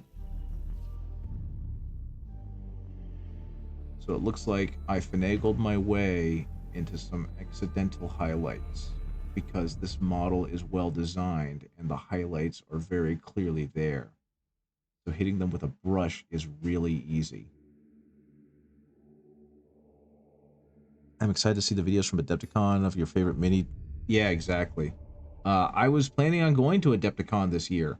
Like, when I bought the Triumph of St. Catherine, I don't know if you guys remember or if you were watching the channel, but that was the plan, was I was going to go to Adepticon, and I was going to slowly work my way over the Triumph of St. Catherine until it was a Golden Demon competition entry.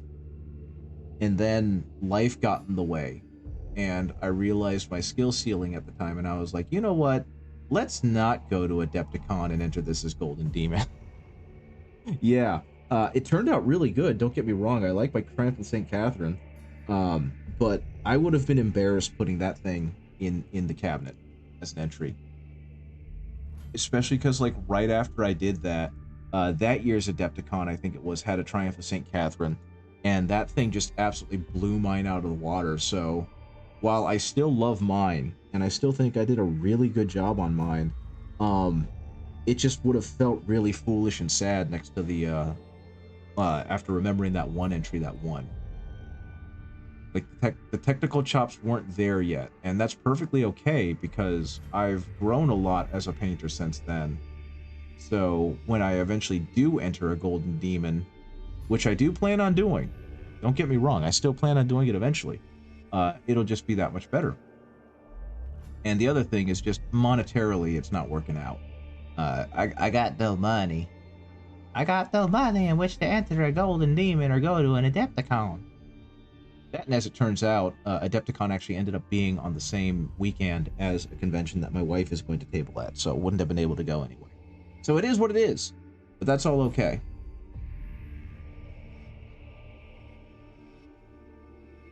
At some point, that Triumph of St. Catherine will see battle, and unfortunately, Adepticon was not meant to be for me this year either. Yeah, and it kind of stinks, but, you know, it's not like they're not going to hold it again next year, knock on wood. So, there will be other chances to go, and there will be other chances to meet people that you only previously knew online, and, you know, see all sorts of cool shit, and buy all sorts of cool shit.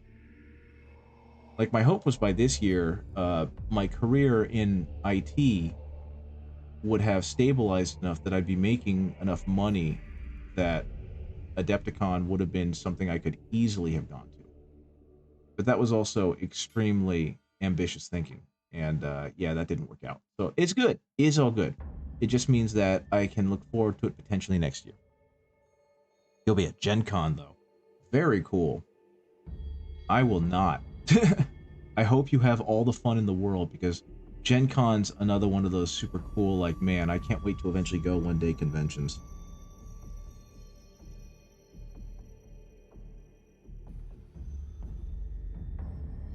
Okay, same thing. I'm definitely going way above and beyond for this guy now, because I'm starting to try and do volumetric highlights on the parts that are getting hit with the light the most.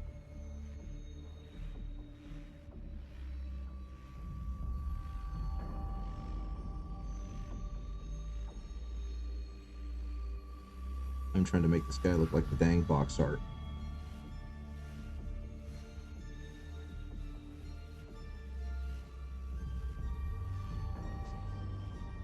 But yeah, there have been a couple I want to go to. I want to go to Gen Con. I have a friend who used to go to Gen Con, and my understanding, if I recall properly, is he used to go there with his company. He had a small publishing company that created a module for 3.5 and then eventually Pathfinder called Pure Steam, which was like a Western steampunk game addition to that. And he kind of got burnt out of going to conventions as like a game demo guy. And so he was like, yeah, I don't ever want to go to another convention except as a guest or as a visitor. So yeah, eventually we'll do that. It's a freeing feeling when your character feels inconsequential. You can try what you want. I know, right? And it's that thing where I've been kind of hesitant to do like a really good paint job on a smaller model. But the fact that this guy's a little bigger is also kind of helping with that, because I feel like I have a slightly larger canvas with which to play on. Now, his axe emblem is interesting because it's kind of a magenta pink, and I kind of don't want that magenta pink to clash too much by being the exact same color as his skin, because having a flesh colored axe would probably look and feel weird. So I think I'm going to have to pull out a new color, which is just straight pink, and use that on this guy. Which again, not much of a problem. Like, of all the problems I could be having, incredibly minor. But definitely a thing I've got to take into consideration as I finish painting that last bit.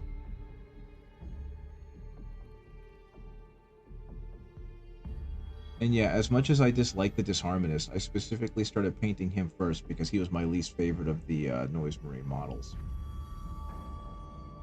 Though I suppose the good news is at some point I can just go ahead and hit him again with an alcohol wipe and repaint him once I kind of learn the system that I want to learn for painting First Children and Noise Marines.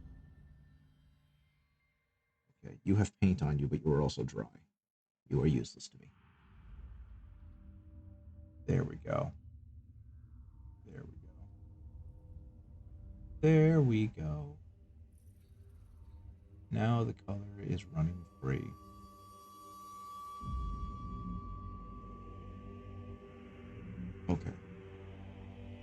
think. Yes, that worked. Just mixed in some ice yellow, and all this is going to be is like edge highlights. Maybe. No, not. It won't because it's too dry again. Shit. There we go.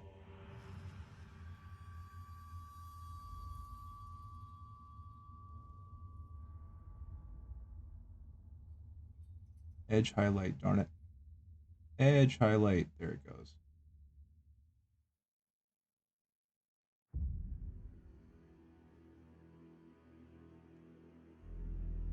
And honestly, I think that's all I really want to do with that. So everything else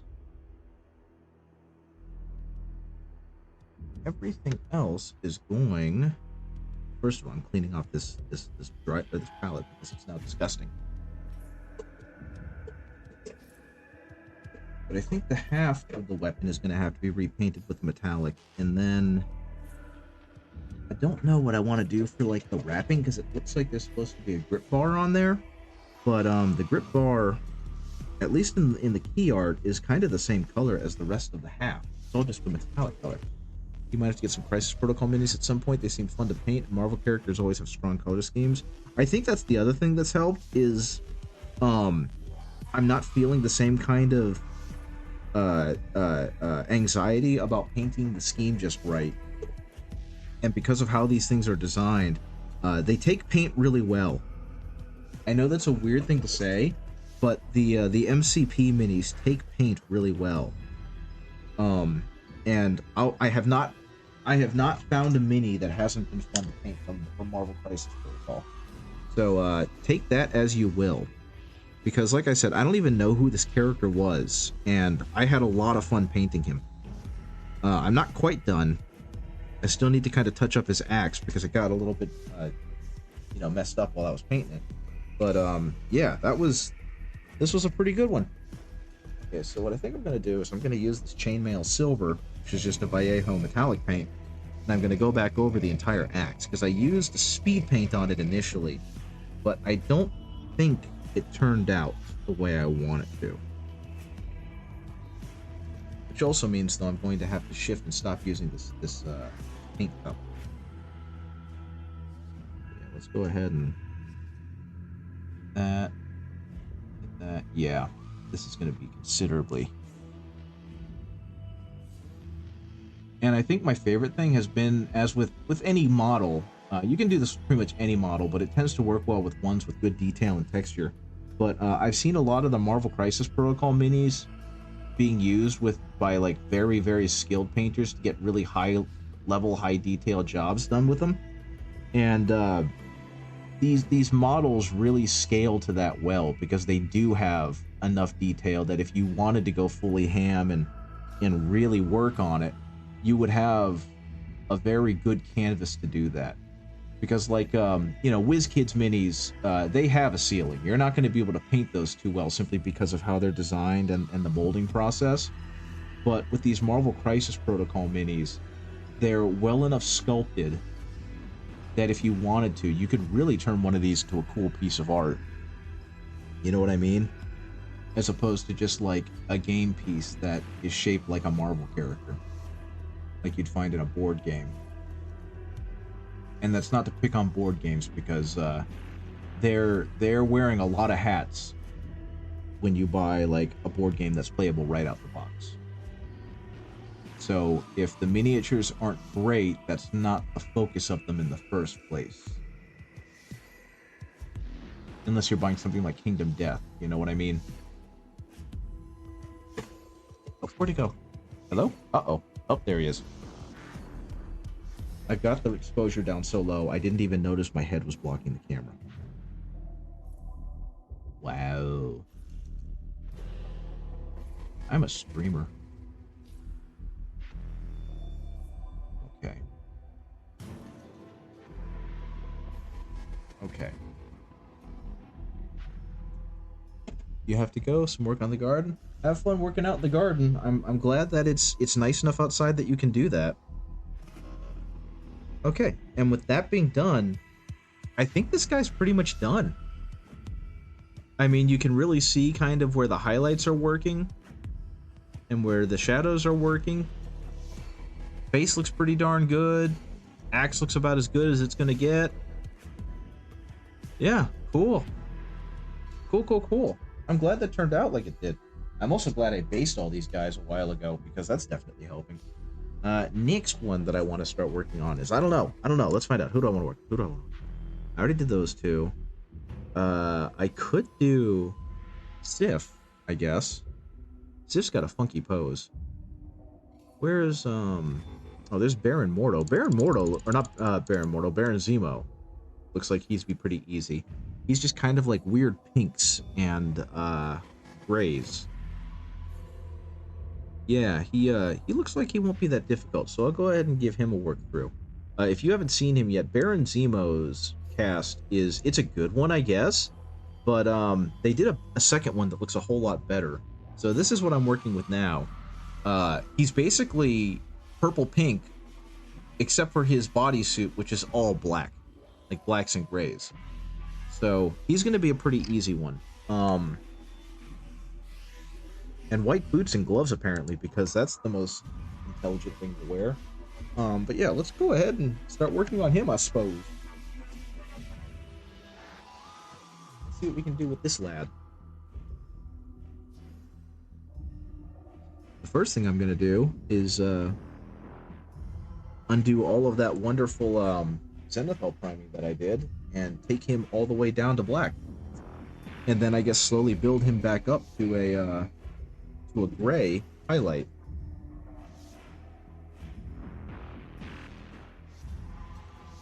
And on his boots, start with a gray and build him up to a white.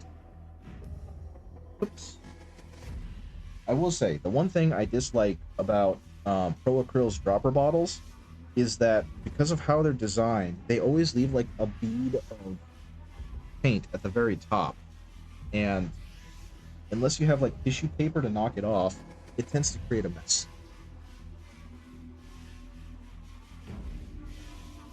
Okay, so what I think I'm actually going to do is probably the same thing I just did on that guy. I'm not actually going to completely undo the Zenithal Prime. I'm going to follow it. Look at that cake. Baron Zemo got cake. I don't even know who this character is. I'm going to follow it and use it as kind of a guideline for this really stark jet black. And that way it'll provide me a pretty clear delineation line for where the shadows are versus where everything else is. And I'll do the same thing with the grays to the whites on his boots. Okay, and I think what happened there is that I couldn't dry brush this to get that because of the blade, so that's going to go in there as well. And I kind of as a rough shadow.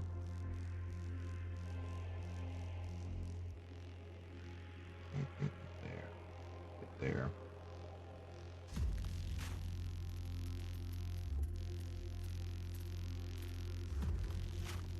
And yeah, so I'm just blocking in these shadows, which my understanding is how you're supposed to do it, but it was just never my style until I was like, you know what, let's give it a shot, which I did on Shang-Chi, and it turned out really good. So it's like, why not? It's one of the Captain America's villains, an old German baron following the Red Skull. Fair enough. Makes a lot of sense, because you don't hear a lot of military villains. At least, again, not to my knowledge. And the ones you do hear tend to be Captain America based. Again, to my knowledge. Because I know very little about Marvel. I know who Red Skull is. And I know that they didn't get the same actor, Hugo Weaving, I think it was, to play him in the heck was that movie? Infinity Endgame? Infinity Game? Whichever one was the one where they had the character show up again. They did not get the same actor to play him in that. They got another actor too. And I felt really bad. But I guess money, right? Money is always an issue. Okay. Now, just to double check, I want to make sure his bodysuit, yep, his bodysuit except for his bare chest kind of thing, is black. So a little bit under there as well. And there we go. And now, I'm not going all the way up. I'm going to add some gray to this black to act as kind of a transitionary color to be the mid-tone. Elrond of Rivendell is hard to get a hold of nowadays. That is true. But with him having boarded the boat, I don't remember the name of the place that the elves all went to at the end of Lord of the Rings.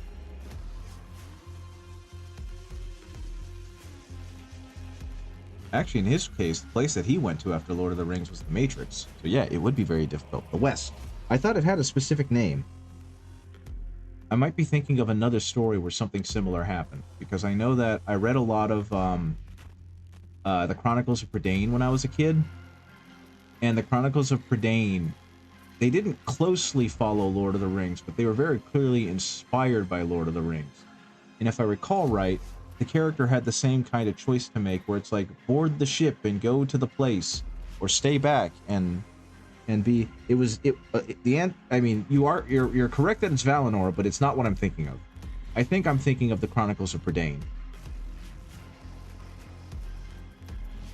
So yeah, don't worry about me. Ignore the rambling millennial talking about his own esoteric piece of young adult fantasy. Because yeah, while I did like The Hobbit and Lord of the Rings as a kid, my jam was the Chronicles of Prydain and Redwall. I really liked both of those book series, even though they were a huge scoosh more juvenile than Lord of the Rings. A lot more simplistic, a lot less well developed in a lot of ways. Which, again, not a problem, because not every story needs to be Lord of the Rings. That's what we have Lord of the Rings for.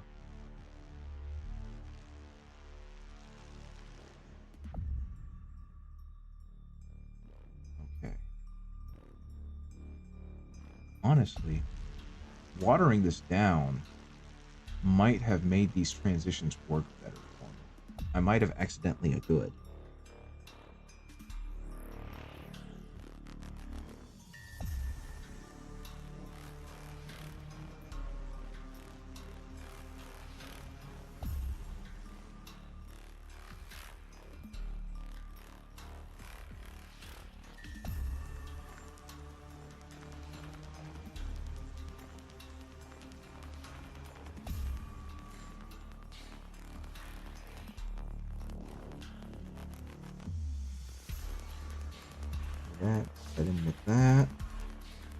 Eventually we're going to highlight this back up to a much nicer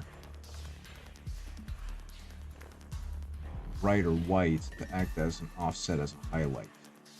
Right now it's just a matter of getting this gray mid-tone in.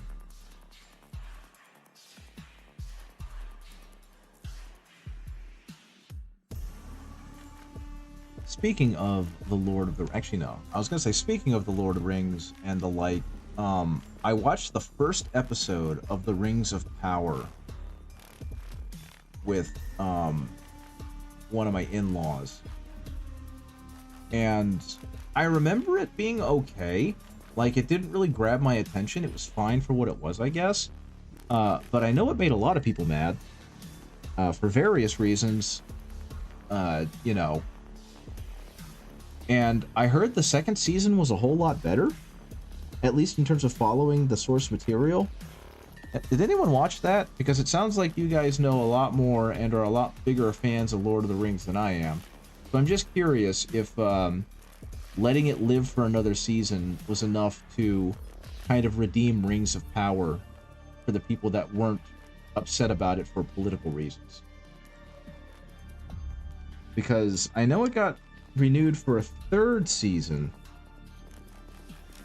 And I did hear that the second season was better and was a great example of you're looking forward to watching War of the Rohirrim. Wasn't that the one that was animated? Like they made it an anime? and it got like a theatrical release because I kept seeing commercials for it, I think. And again, no clue if it's any good or not. Can't speak on that. I hope it is, though, because fans deserve to eat good.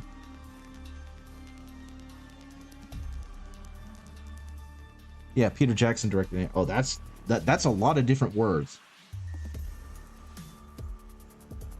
I hope that Peter Jackson, I don't know how much of The Hobbit was his fault and how much of it was studios telling him what he had to make and what he signed on for, but I hope that he is able to bring back more of Lord of the Rings and less of The Hobbit in his more recent creations for the Tolkien universe. A lot of The Hobbit was editorial. Yeah, that's what I figured. That's what I figured. I remember when I first started hearing that it was going to be a trilogy instead of like one movie or two movies or whatever, and it was just like, oh, well, okay.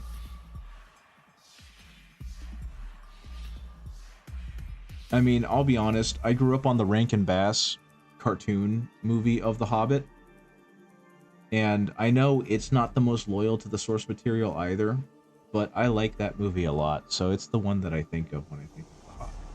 And I read the books. I eventually did read the books, and I liked the book a lot, especially for what it was. I did not like how it meandered so much, but given the context of how it was created, it makes perfect sense, and I have nothing against it for that.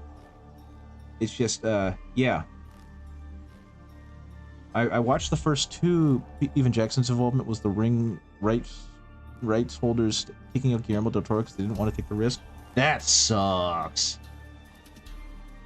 I know Guillermo del Toro is not necessarily the most focused director, but he's a good director who brings a lot of love to his projects. I can't believe, well, I can believe it because he wasn't quite as well known then, but golly, having Guillermo del Toro on a project and being like, yeah, we don't think you're the right fit, I get it, but Well, I'm glad to hear that Peter Jackson is getting another crack at the universe because he clearly can do a lot with it. So I suppose we will see. And my hope is that it's good.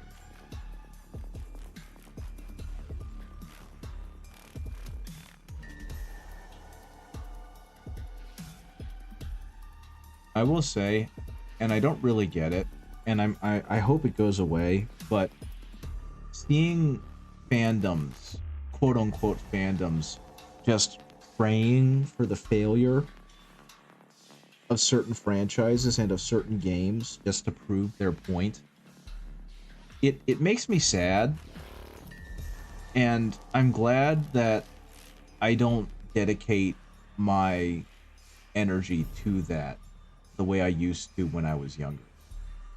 Because, like, I saw a news article that talked about how the new Assassin's Creed game has over 1 million players 2 days after launch. And I'm not interested in the Assassin's Creed game. I haven't been since, like, the second one.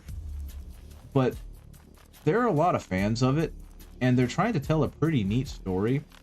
So watching it become another target of, like, Western politics, and watching people just doing everything they can to discredit its success and scream about it being woke and all that stuff just makes me sad. It's like, guys, how about you just enjoy the thing you want to enjoy?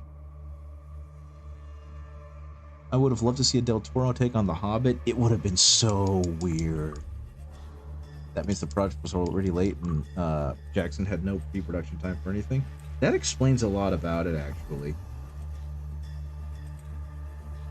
But yeah, I would have loved to have seen a Peter Jackson, like, from go visualization of The Hobbit. Because that story is so weird and so very, like, interesting. It would have been so cool to see what he was going to do with it. It's kind of like I haven't seen his Pinocchio yet, but I've heard his version of Pinocchio is absolute fire, and that I need to watch it. So, especially because I love stop motion, I'll need to do that. And Peter Jackson's one of us too. Dude loves building and painting little models.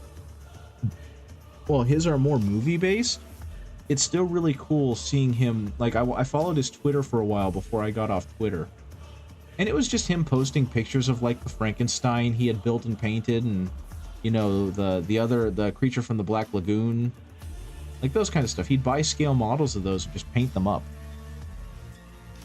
The Pinocchio good.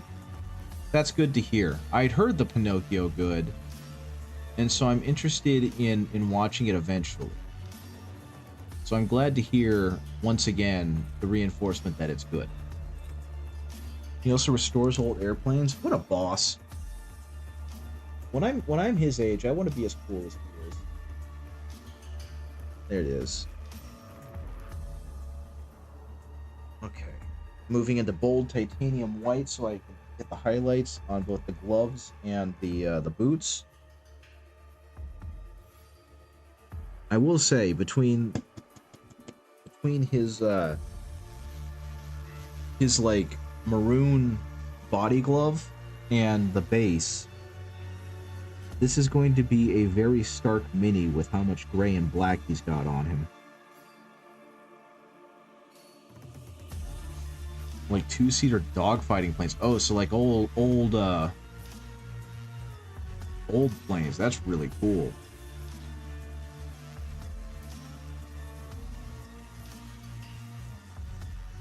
Yeah, I know that Doig Swift got a chance to sit in on one of his panels during Annecy, and he just stumped really hard for artistic integrity in work. And I love it. I love it so much. I love a guy that has a clear vision and whose vision has resonated with enough people that he can just kind of throw his weight around and fight for the things that need to be fought for. That just makes me happy. Adam Savage the VO PJ about planes, very cool. Yeah, speaking of cool people, Adam Savage is another cool person. I just saw recently that a reason Mythbusters was structured the way it was is that they never asked, would this be entertaining? They always asked, would this be a good science experiment? And that's one of the reasons why the show carried the structure it did. And they realized very early that, like, trying to create drama between the different cast members wasn't working as a show concept, so they dropped it and allowed them to just be maniacs who did cool science experiments. And I really appreciate that aspect about that show because it flies in the face of, at the time, modern programming sensibilities, which, on retrospect, are fucking awful. And I'm glad that most shows have kind of moved away from that. And even though it's obviously not the only example, shows like the Great British Baking Show kind of convinced producers that people enjoy seeing people succeed together as opposed to fighting against each other. Because I had noticed with a couple of other competition shows that my partner and I would watch, that there was a lot less trying to create rivalries and trying to be the loud, brash asshole, and a lot more of the contestants trying to help each other and encourage each other and just general good sportsmanship. Yay for good dynamics and no forced drama. Exactly. And I mean, like we just talked about, that's one of the things that made Mythbusters so great, is they got to focus on the science, on the experimenting, on the chaos, not on whatever drama a producer would try and manufacture for them. So yeah. We shared a video in the Discord for later, Mythbuster Adam Savage visiting Peter Jackson as this is very cool. That's very cool. I'll have to give that a watch later. Okay, I think, once again, the Galvorback Red is going to have to come back out and act as the base coat, and then I'm going to work up to, like, a mixture of Galvorback Red and this it's just pink. It is just pink. There is no description, it's just pink, which I'm pretty okay with. So let's see how badly I screwed myself here by waiting to paint the most interior part of his outfit last. Because I feel like I've made a mistake.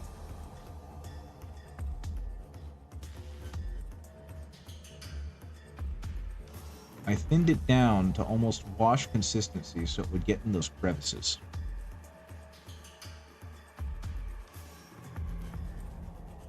And now that I'm not doing that anymore,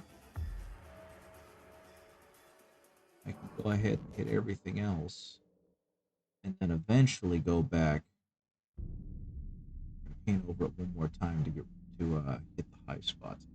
I don't know. I'm just a dog. Frog. I'm just a frog.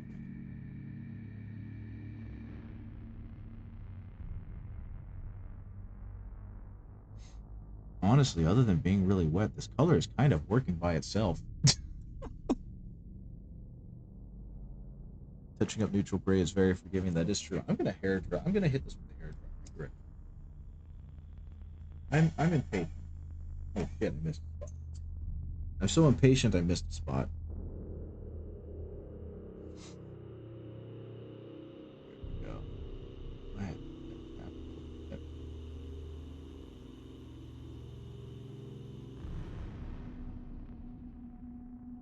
I think this color in a lot of the painting tutorials I watch is whole red. Like when I watch other painters, especially guys like Philon Miniatures, to get this kind of color of like maroon reddish, they use what's called whole red. And I didn't want to buy that because it was AK Interactive. So I found the closest I could to a color match, and that ended up being Gal Vorback. But it has been an incredibly multi-functional paint color for me ever since I bought it. So I can understand why whole red is such an important part of a lot of painters' repertoire.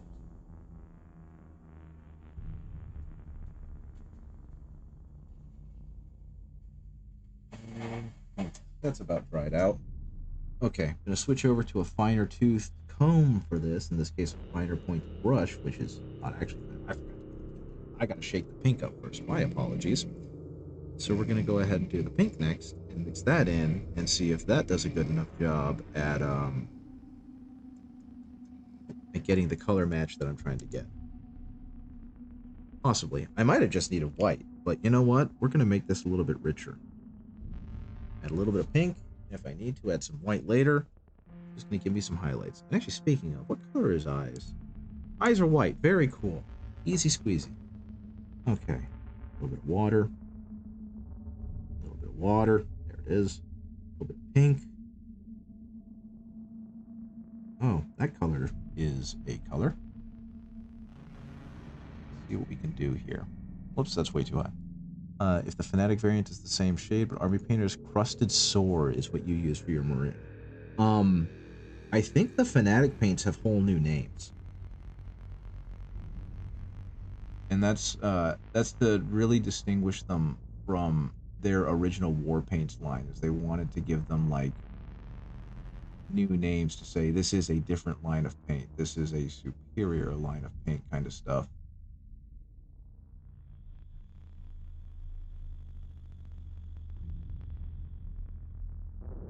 Which I get, because unfortunately the YouTube had given them a pretty poor reputation for just how not very good the War Paints line was. Color matching charts? I think there is. I think that was something they did specifically for people like you who are ardent users or like long established users of their stuff. Is like they made a new chart to help people convert over. Because as much as people wanted to be like, yeah, Army Paint or War Paint's no good, the company in general seems to be run by people who earnestly want to make their stuff good. Like, I have nothing against the Army Painter as a company, just that their paints were mid for a long time. And they worked really hard on changing it. So they get all of the recognition and kudos in the world for acknowledging their faults and shortcomings and working hard on changing that. Okay. Add a little bit of white to this weird concoction I've made.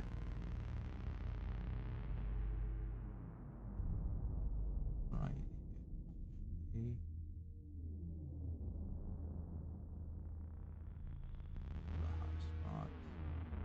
This is way too bright.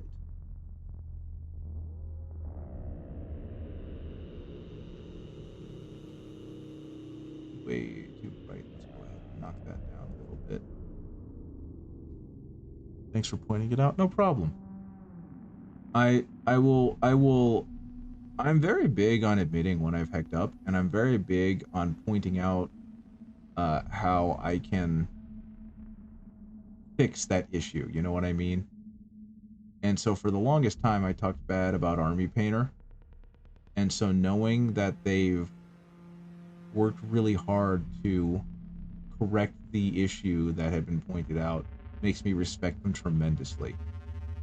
So while I personally do not want to spend money on their paints because I've already found another paint I like, I will gladly point out why they're good to other people and what they can do to use their paints more accessibly. Those are words that came out of my mouth. I might have to stop earlier than I expected because I'm starting to get very tired. I'm not bleeding, which is good. The wound, not the wound, the puncture point closed up perfectly fine. But I suppose between doing that and waking up at 5 in the morning has made me very sleepy.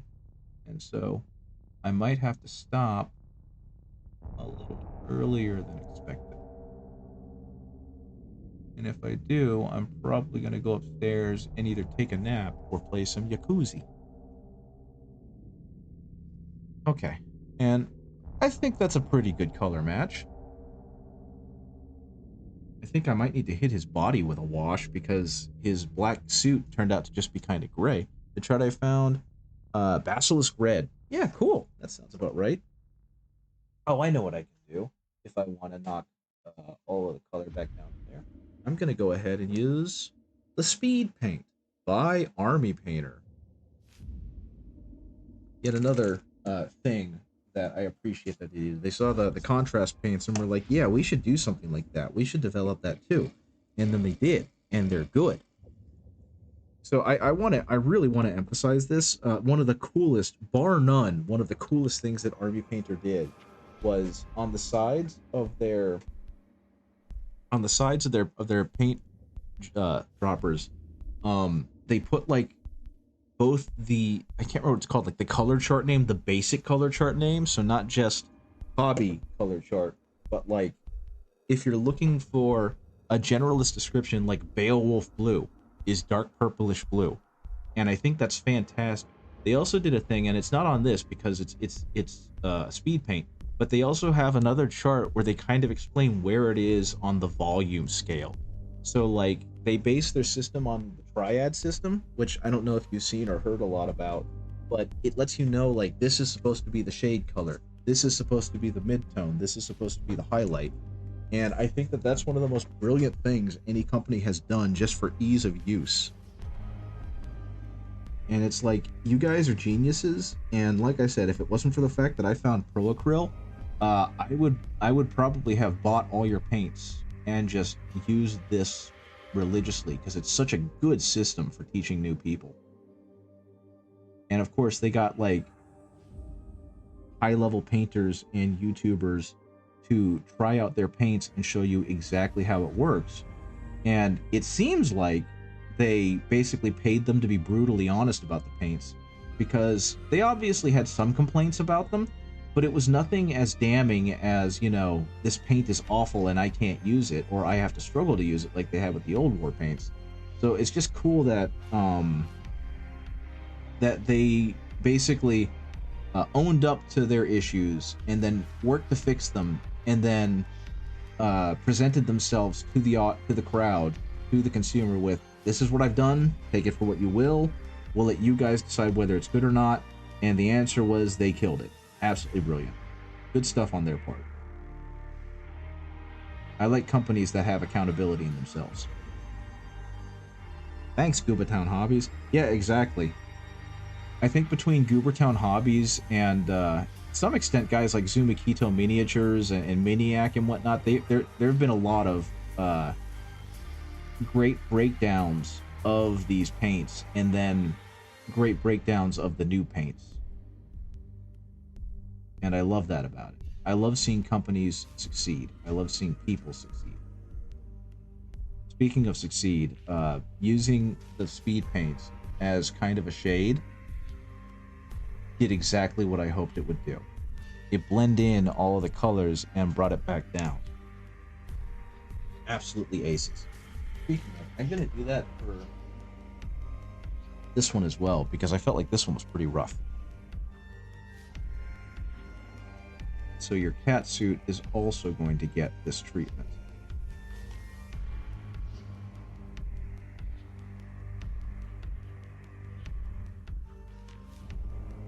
Again, another character that I don't know. She was like the silver something, silver sable, silver surfer, silver platter. I don't know, but she was another one that I was like, I don't know this character, so I'm just going to use the box art. And I wasn't quite able to hit it because neutrals are really difficult, at least for me. So using the speed paint to kind of cover up my deficiencies as a painter is going to be the thing that saves my bacon and makes this look better. Silver Sable, thank you. Thank you, Lotus K. Also, thank you for still being here. Thank you for hanging out. Okay. I think that about covers her up with speed paint. And again, it kind of neutralizes all of those different colors in a way that makes it look just overall better. You've been in and out? Well, I appreciate it. I would be stunned if, especially given that this is just a very chill-ass stream, if people were just kind of... Well, I mean, I don't know. I guess if you're listening while painting, that's a whole different story. But if you were just kind of here sitting and watching, I would be impressed and possibly a little anxious about that.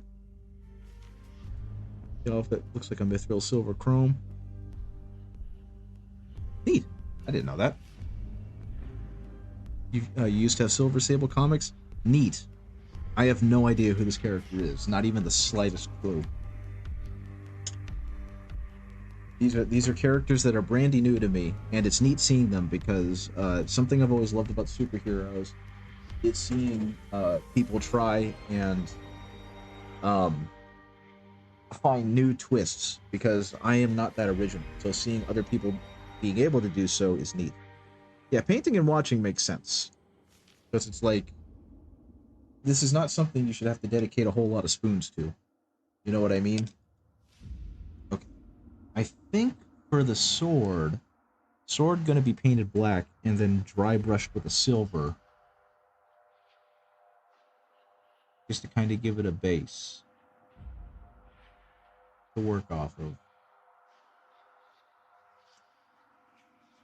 And I think, unfortunately, that's also going to be it for me once I finish that last little bit. This turned out to be a very productive stream. I got two commission minis done, and I got some really good advice on how to make skin look very upsetting when it's being stretched across a pauldron. So, it's been a good day.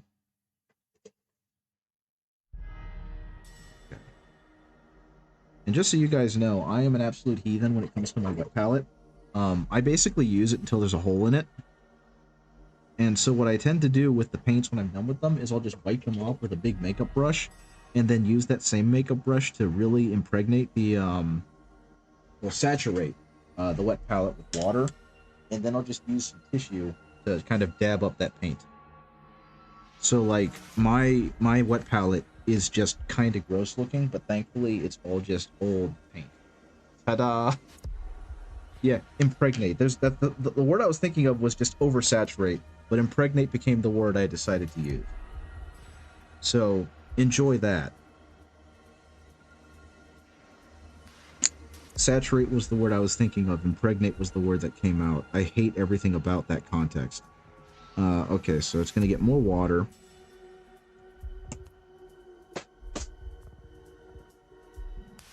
All I can think of is the Game Grumps and Aaron and Dan using the word Mpreg and then realizing they probably shouldn't use the word Mpreg. Yeah, I think it's about time for me to change it because I don't think the paper towel is taking up any more water. Okay.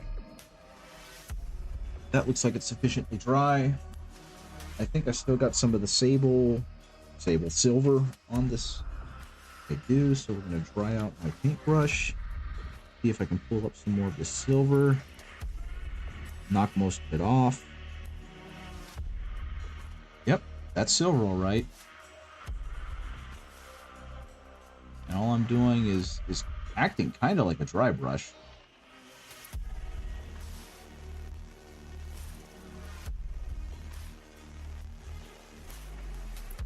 Drag it across that. And in my case, trying to be careful, trying to drag it across in a way that it flicks away from the mini instead of at the mini.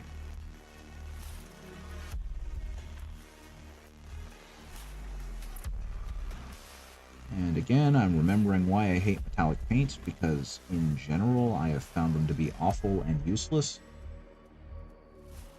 Especially after moving over to that speed paint stuff. Okay, and lastly, the big lastly, is there's just the slightest hint of a blue sheen on it from the cover art. So I am actually going to use that Beowulf blue. I'm going to water it down and just kind of glaze it onto the flat of the blade. And we will see how that turns out. Okay, thankfully there's still enough saturated. Yeah, there's still enough water in this. Okay. I'm just gonna take this.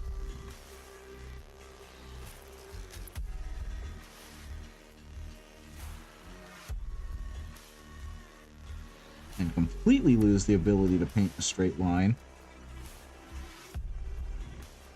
Because that went everywhere but the middle. There we go. That's what I was looking for. Okay. I think I should probably do. Does he? Yeah, they did. Okay, they gave his scabbard a blue or a brown. They gave his scabbard a brown. So I'm gonna give the scabbard's gonna be brown. And there it is. Again, gonna use some dark umber. Just gonna mix it up real quick. And I guess I'll also need some black to paint the handle of his gun, which I completely forgot was there. Thankfully, I don't need that much.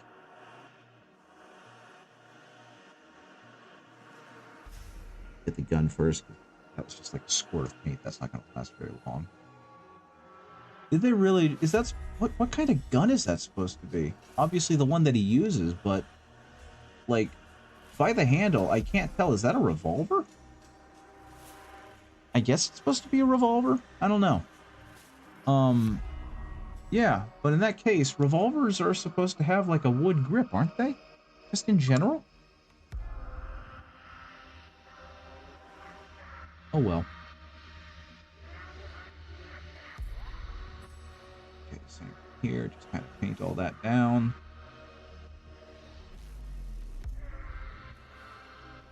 World War I or World War II? Yeah, that's what I figured, given that he's supposed to be a Captain America antagonist. Is that it would be a one of those era, probably World War II, because that's Captain America. But it would be some kind of revolver of some kind, and it would have a wood grip. But this one is based on the picture, is supposed to have a black grip. You know what? I'm changing my mind. It's going to have a wood grip.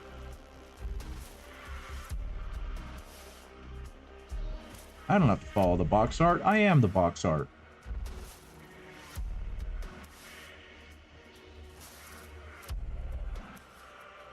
There we go. That's good enough. I handled one in the military. It was all black metal and wood. Exactly. Yeah, like the wood grip is for function and decorum, I thought. I don't remember.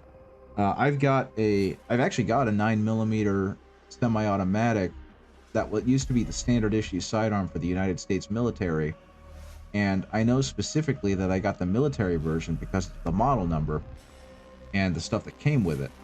I am also an incredibly bad shot with it, because while I own gun, I am not very good at shoot with gun. There we go. And now he's... Actually, yeah, he's done. Oh no, I've got his freaking circlet on his head. Heck. His circlet, if I recall right, is metal. Now, some lunatic actually painted like a little red gem on there. I refuse on principle. So instead, he's going to get a little bit of gold using some of this awful Vallejo game color metallic paint. And we're going to hope this goes okay. What I should do is use Army Painter Speed Paint gold and then paint over it with a yellow speed paint. Because it's just going to be ridiculously more consistent.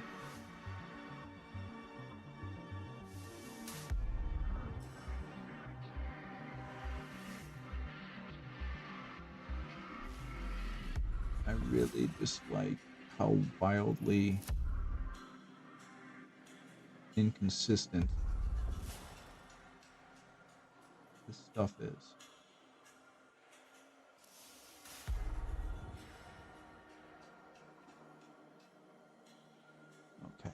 I think it's easier to produce wooden handles to fit a hand than to shape metal the same way, and/or wood is less susceptible to quick changes in temperature, but the freezing cold, or the whole... Yeah, you're probably right. That makes a lot of sense.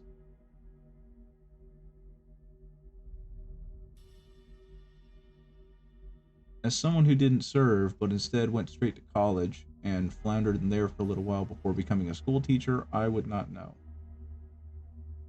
All I know is that I own 4 gun, and I'm an okay shot with one of them, and a piss poor shot with every other one. Okay. Now he's got his little circlet, and he can be happy with it. Got his little tiara. And yeah, he's done. Baron Zemo. Yeah, Baron Zemo, everyone. I don't have autofocus on because it's been awful to me, but there's the lad. Painted up like Marvel Crisis Protocol. Kalu Kalei. And it's 11:34, so I'm not quitting as soon as I thought I was. And here is Scourge the Executioner. So yeah, they're both good to go. And I'm actually really proud of the shading I got on Scourge. That looks fantastic. Neato Skeeto. I'll have to take pictures of these and send them to the client. But that's good. Let's see. Who can I raid? Who's still up and running? Oh, Kurzek is up and running. And so is Cryocheese. I'm gonna... Kurzek's playing Monster Hunter. I haven't seen the new Monster Hunter yet, so let's go ahead and raid Kurzek. Let's see how she's doing. Zemo is taking him on for some impeccable skin. That is true. But curse you and your amazing skin. Whatever. Okay. Let's see. Kurzek. Badingus. Okie dokie. Thank you guys for joining me. I don't think I'll be back on Tuesday because I still got that morning stuff. But hopefully on Thursday I'll see you again. Have a great rest of your day, guys, and I'll talk to you later. Bye-bye.